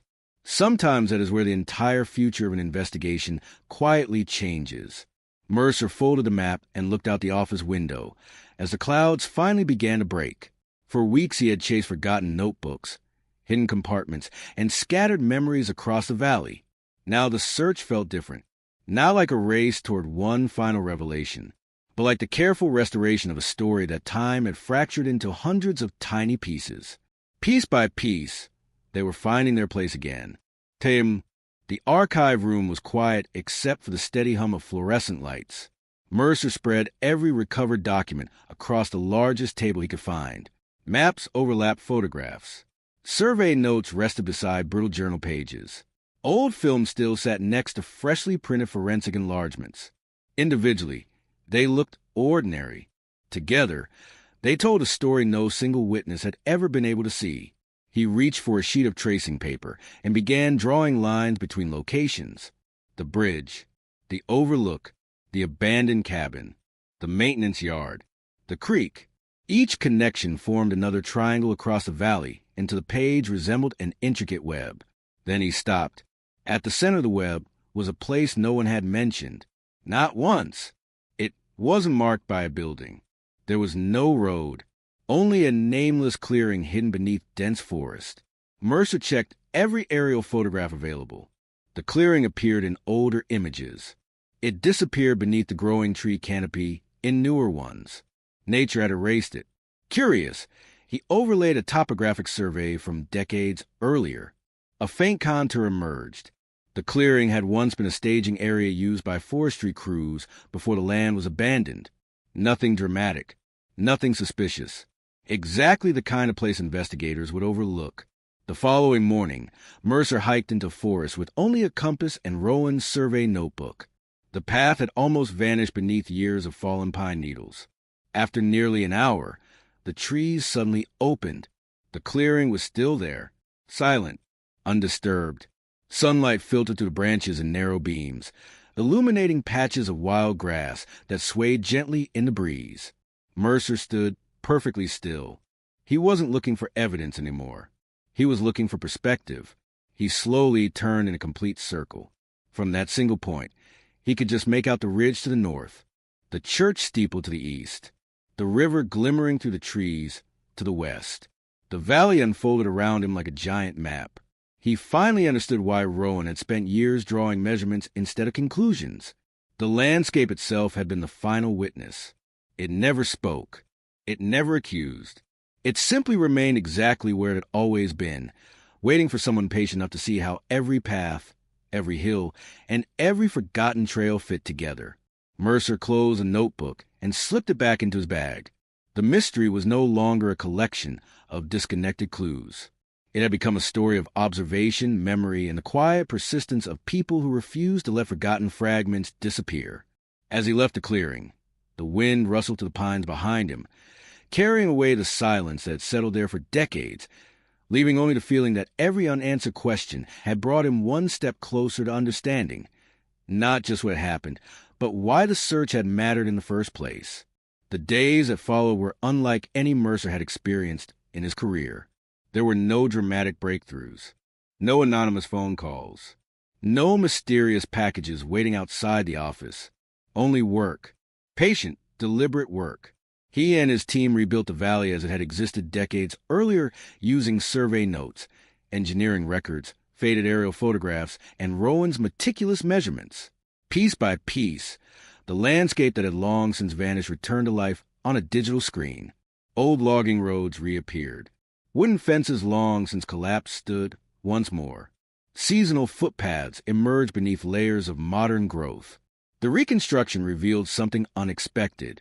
None of the recovered locations had been isolated. Every one of them had been connected by routes that no longer existed. Time had erased the paths. It had not erased the pattern. Mercer printed the reconstructed map and pinned it beside the evidence board. For several minutes, no one spoke. The board no longer looked like chaos. It looked like a timeline stretched across geography. Every journal entry, every photograph, every observation, every forgotten landmark. Each belonged exactly where it had always belonged. Late that evening, Mercer returned to the overlook one final time. The valley below glowed beneath the last light of the setting sun. Wind moved gently through the pines, carrying the scent of damp earth and cedar. He unfolded Rowan's first notebook. The opening page contained a sentence that had started everything. Some stories survive because people remember them. Others survive because the land refuses to forget. Mercer smiled. For weeks he had believed the notebooks were leading him toward one final revelation. Instead, they had led him toward understanding. The observer had never wanted to become the hero of the story. He had simply wanted someone, someday, to see the valley as he had seen it. Not as scattered scenes of mystery, but as one continuous landscape where every forgotten detail had its place. Mercer closed the notebook carefully and slipped it back into his coat. As darkness settled over the trees, he took one last look across the valley before beginning the long walk home. Behind him, the overlook fell silent once more. Ahead, the winding trail disappeared into the forest.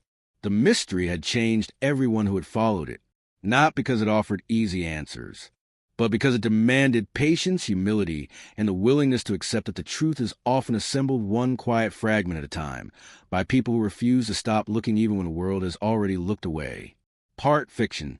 Winter settled over the valley earlier than expected. By the first week of December, a thin layer of snow had transformed every trail into a blank page. Mercer walked alone beneath towering pines, leaving the only footprints visible for miles. The silence no longer felt oppressive. It felt reflective. Weeks of searching had changed the way he looked at every place. A fallen fence was no longer just a fence. A weathered marker was no longer just a marker. Every object carried the possibility of a forgotten story. Back at the office, the reconstruction filled an entire wall. Visitors who entered the room stopped speaking almost immediately. They expected an evidence board. Instead, they found a map of memory. Colored strings no longer connected suspects or theories. They connected places, seasons, observations, and moments in time. It resembled less an investigation than the careful restoration of a forgotten landscape. One afternoon, a local history teacher visited the task force. She carried a worn leather satchel filled with photographs donated by longtime residents. "I thought these might help," she said. Most of the photographs showed ordinary life: school parades, county fairs, harvest festivals. Families gathered beneath banners that had long since faded. Mercer thanked her anyway. Ordinary photographs had become some of the most valuable pieces of the puzzle. Hours later, while reviewing the collection, he paused. One photograph showed the annual autumn fair held decades earlier. Children laughed beneath strings of lanterns. Farmers stood beside prize-winning livestock. Nothing unusual, until Mercer noticed the background. Far beyond the crowd, on a distant hillside overlooking the fairgrounds, stood the familiar silhouette of the old observation platform.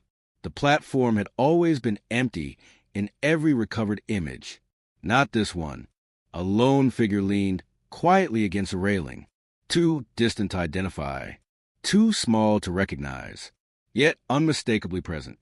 Mercer didn't see it as another mystery. He saw it as another reminder. Someone had spent years watching ordinary life unfold without ever expecting to become part of the story themselves. He carefully placed a photograph beside Rowan's journals.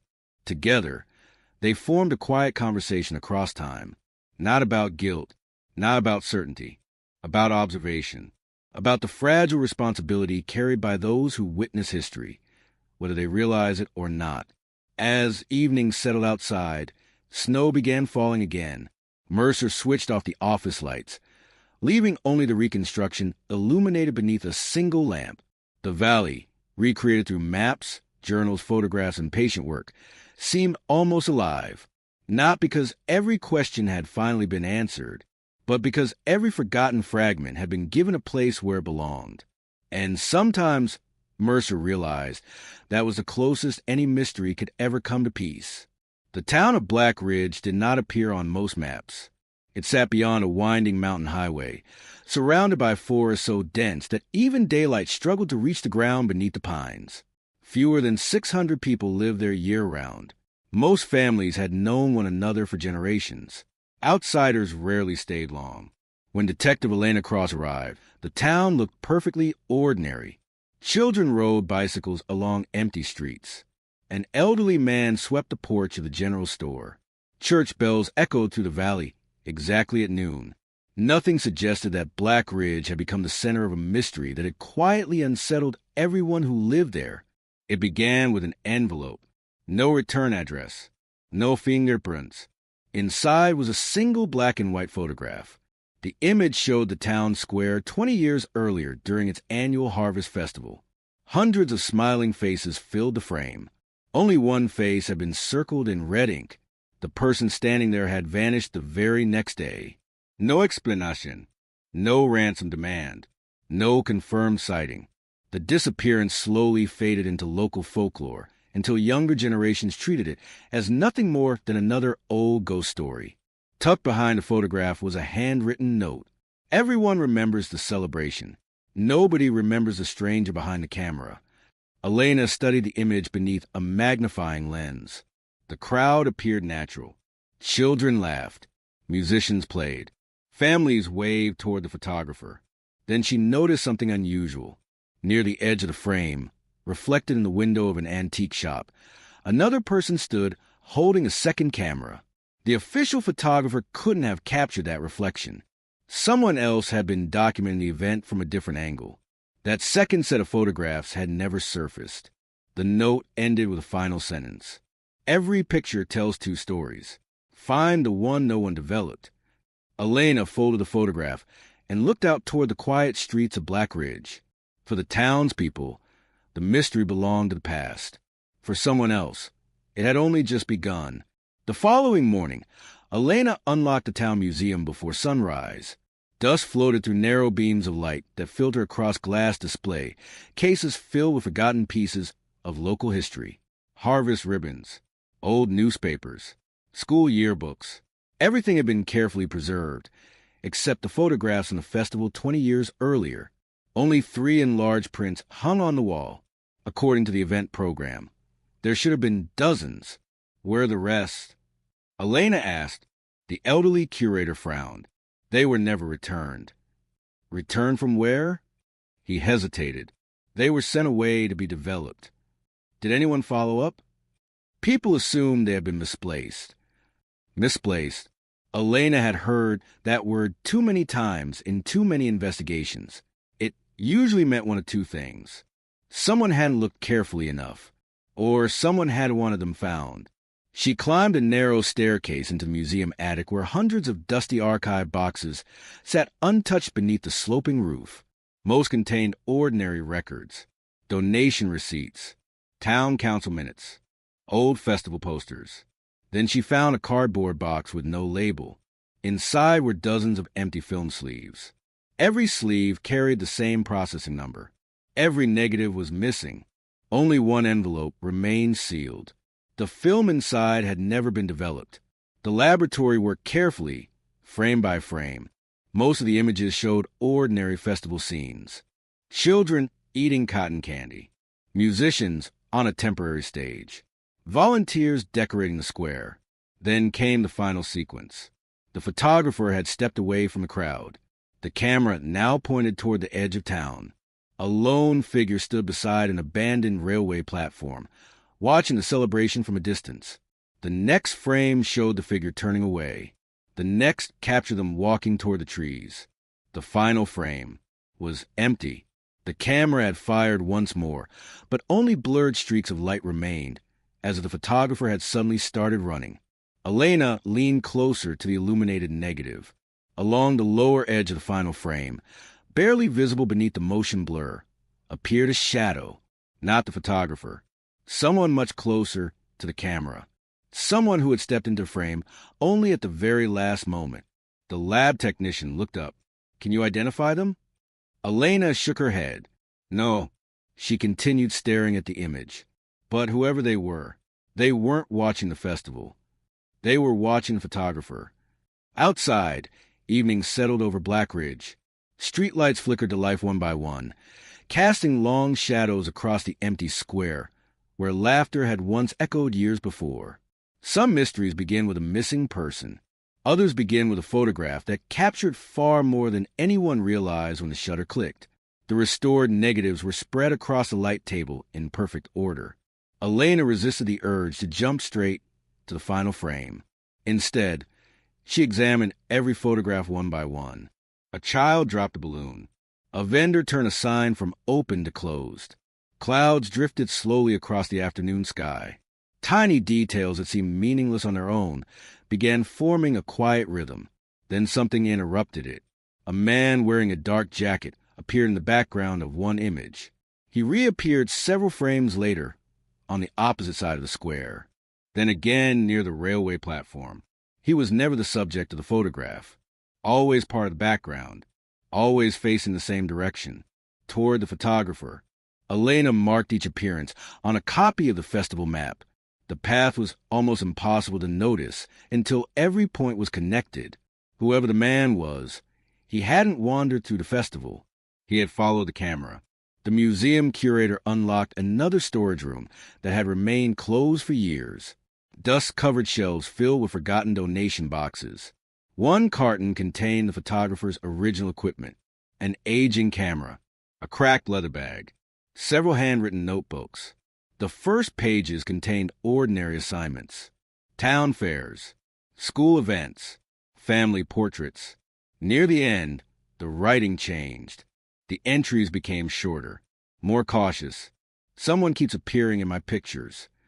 A few pages later, today I saw him before he saw me.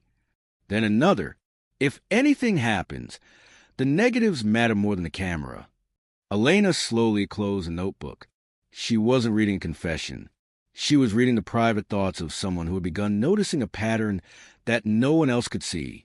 Outside the museum windows, the afternoon sun dipped behind the mountains, throwing long shadows across the empty streets of Black Ridge. The town looked peaceful, almost timeless.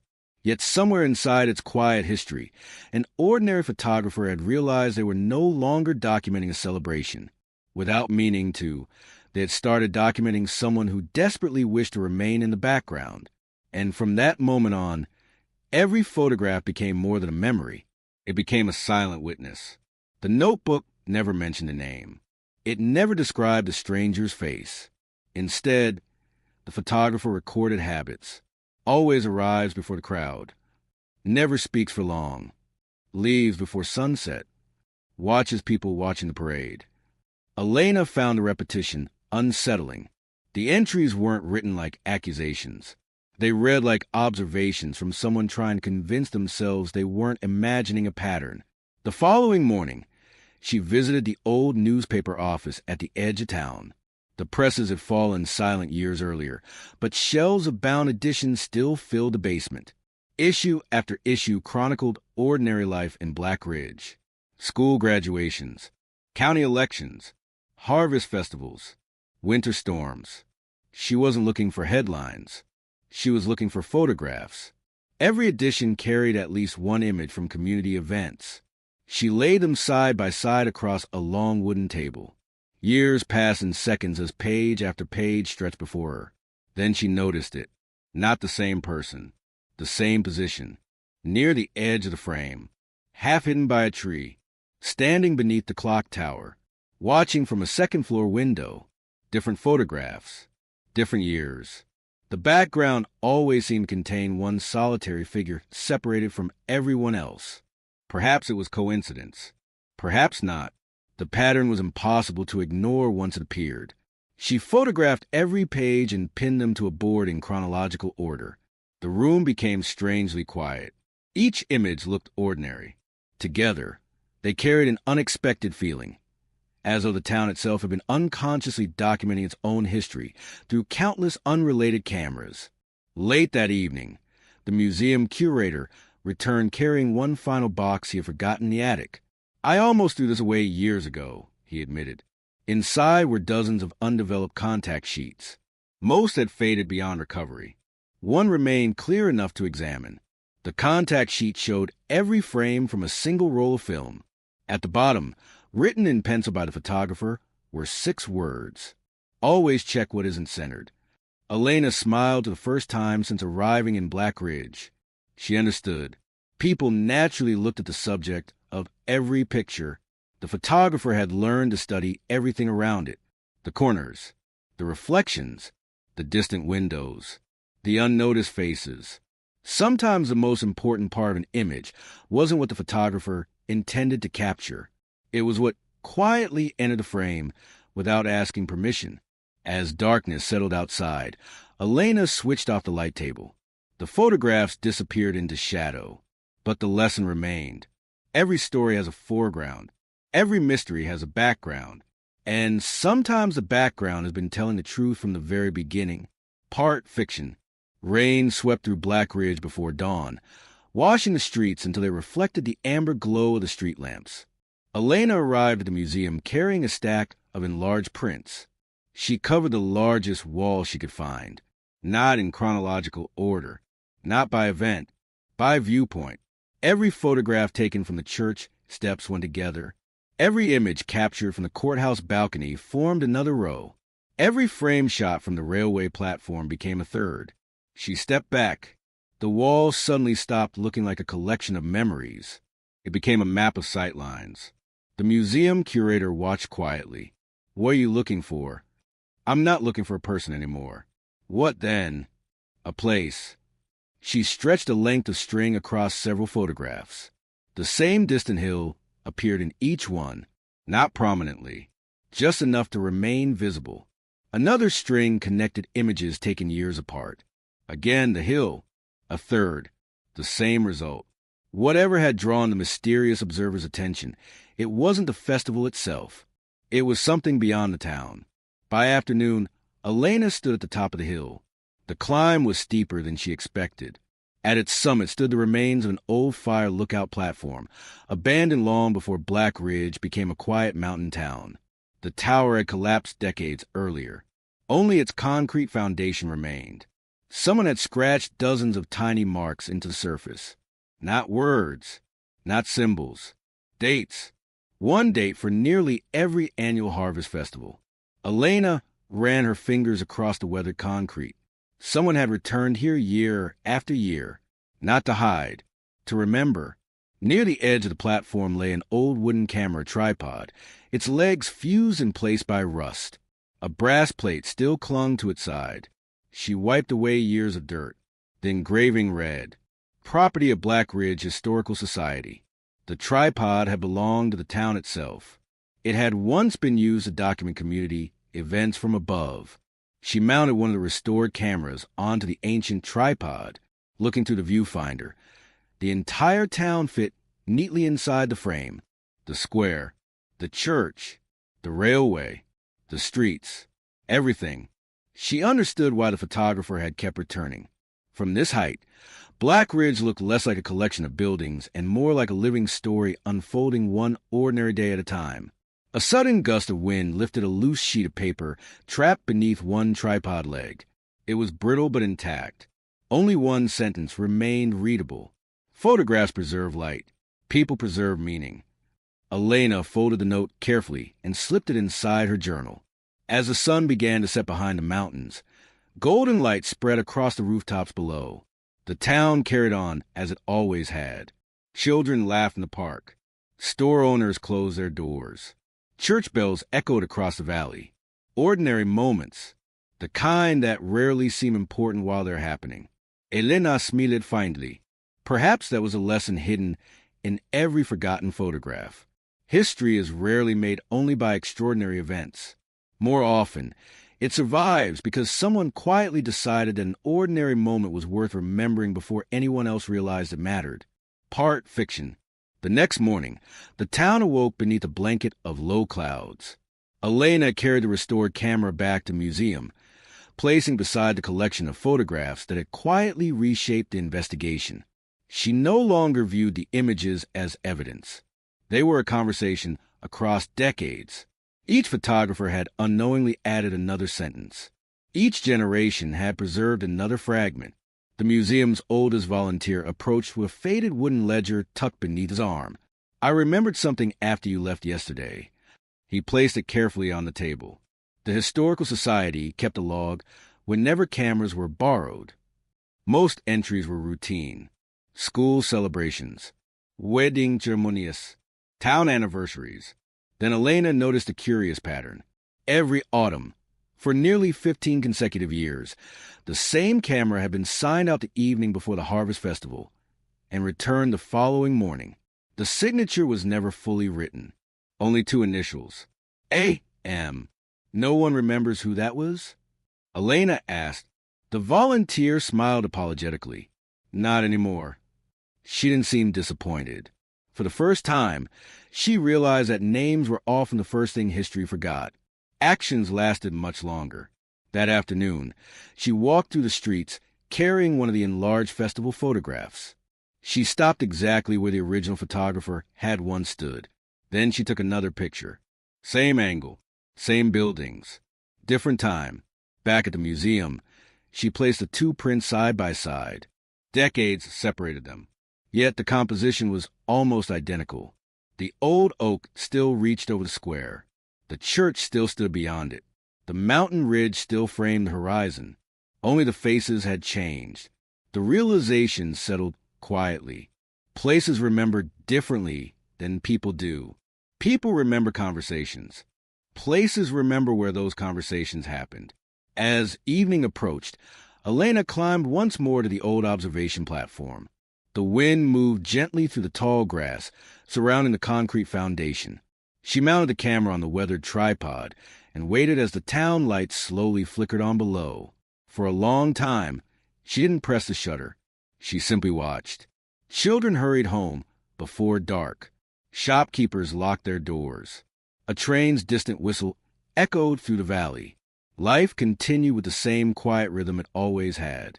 Finally, she took a single photograph, not because it contained a mystery, not because it captured a hidden figure, but because she understood what the unknown photographers before her had understood. Sometimes the most meaningful image is not the one that answers every question. It is the one that preserves a moment that would otherwise disappear forever. As the camera's shutter clicked, the sound echoed briefly across the hillside before fading into the evening air. Below, Black Ridge glowed warmly beneath the first stars of the night. Tomorrow the streets would fill again. People would laugh, work, argue, celebrate, and move on without realizing they were becoming part of the town's history. And somewhere years from now, another pair of careful eyes might study that same photograph, not searching for secrets, but discovering that every ordinary day leaves behind a story for those patient enough to notice it.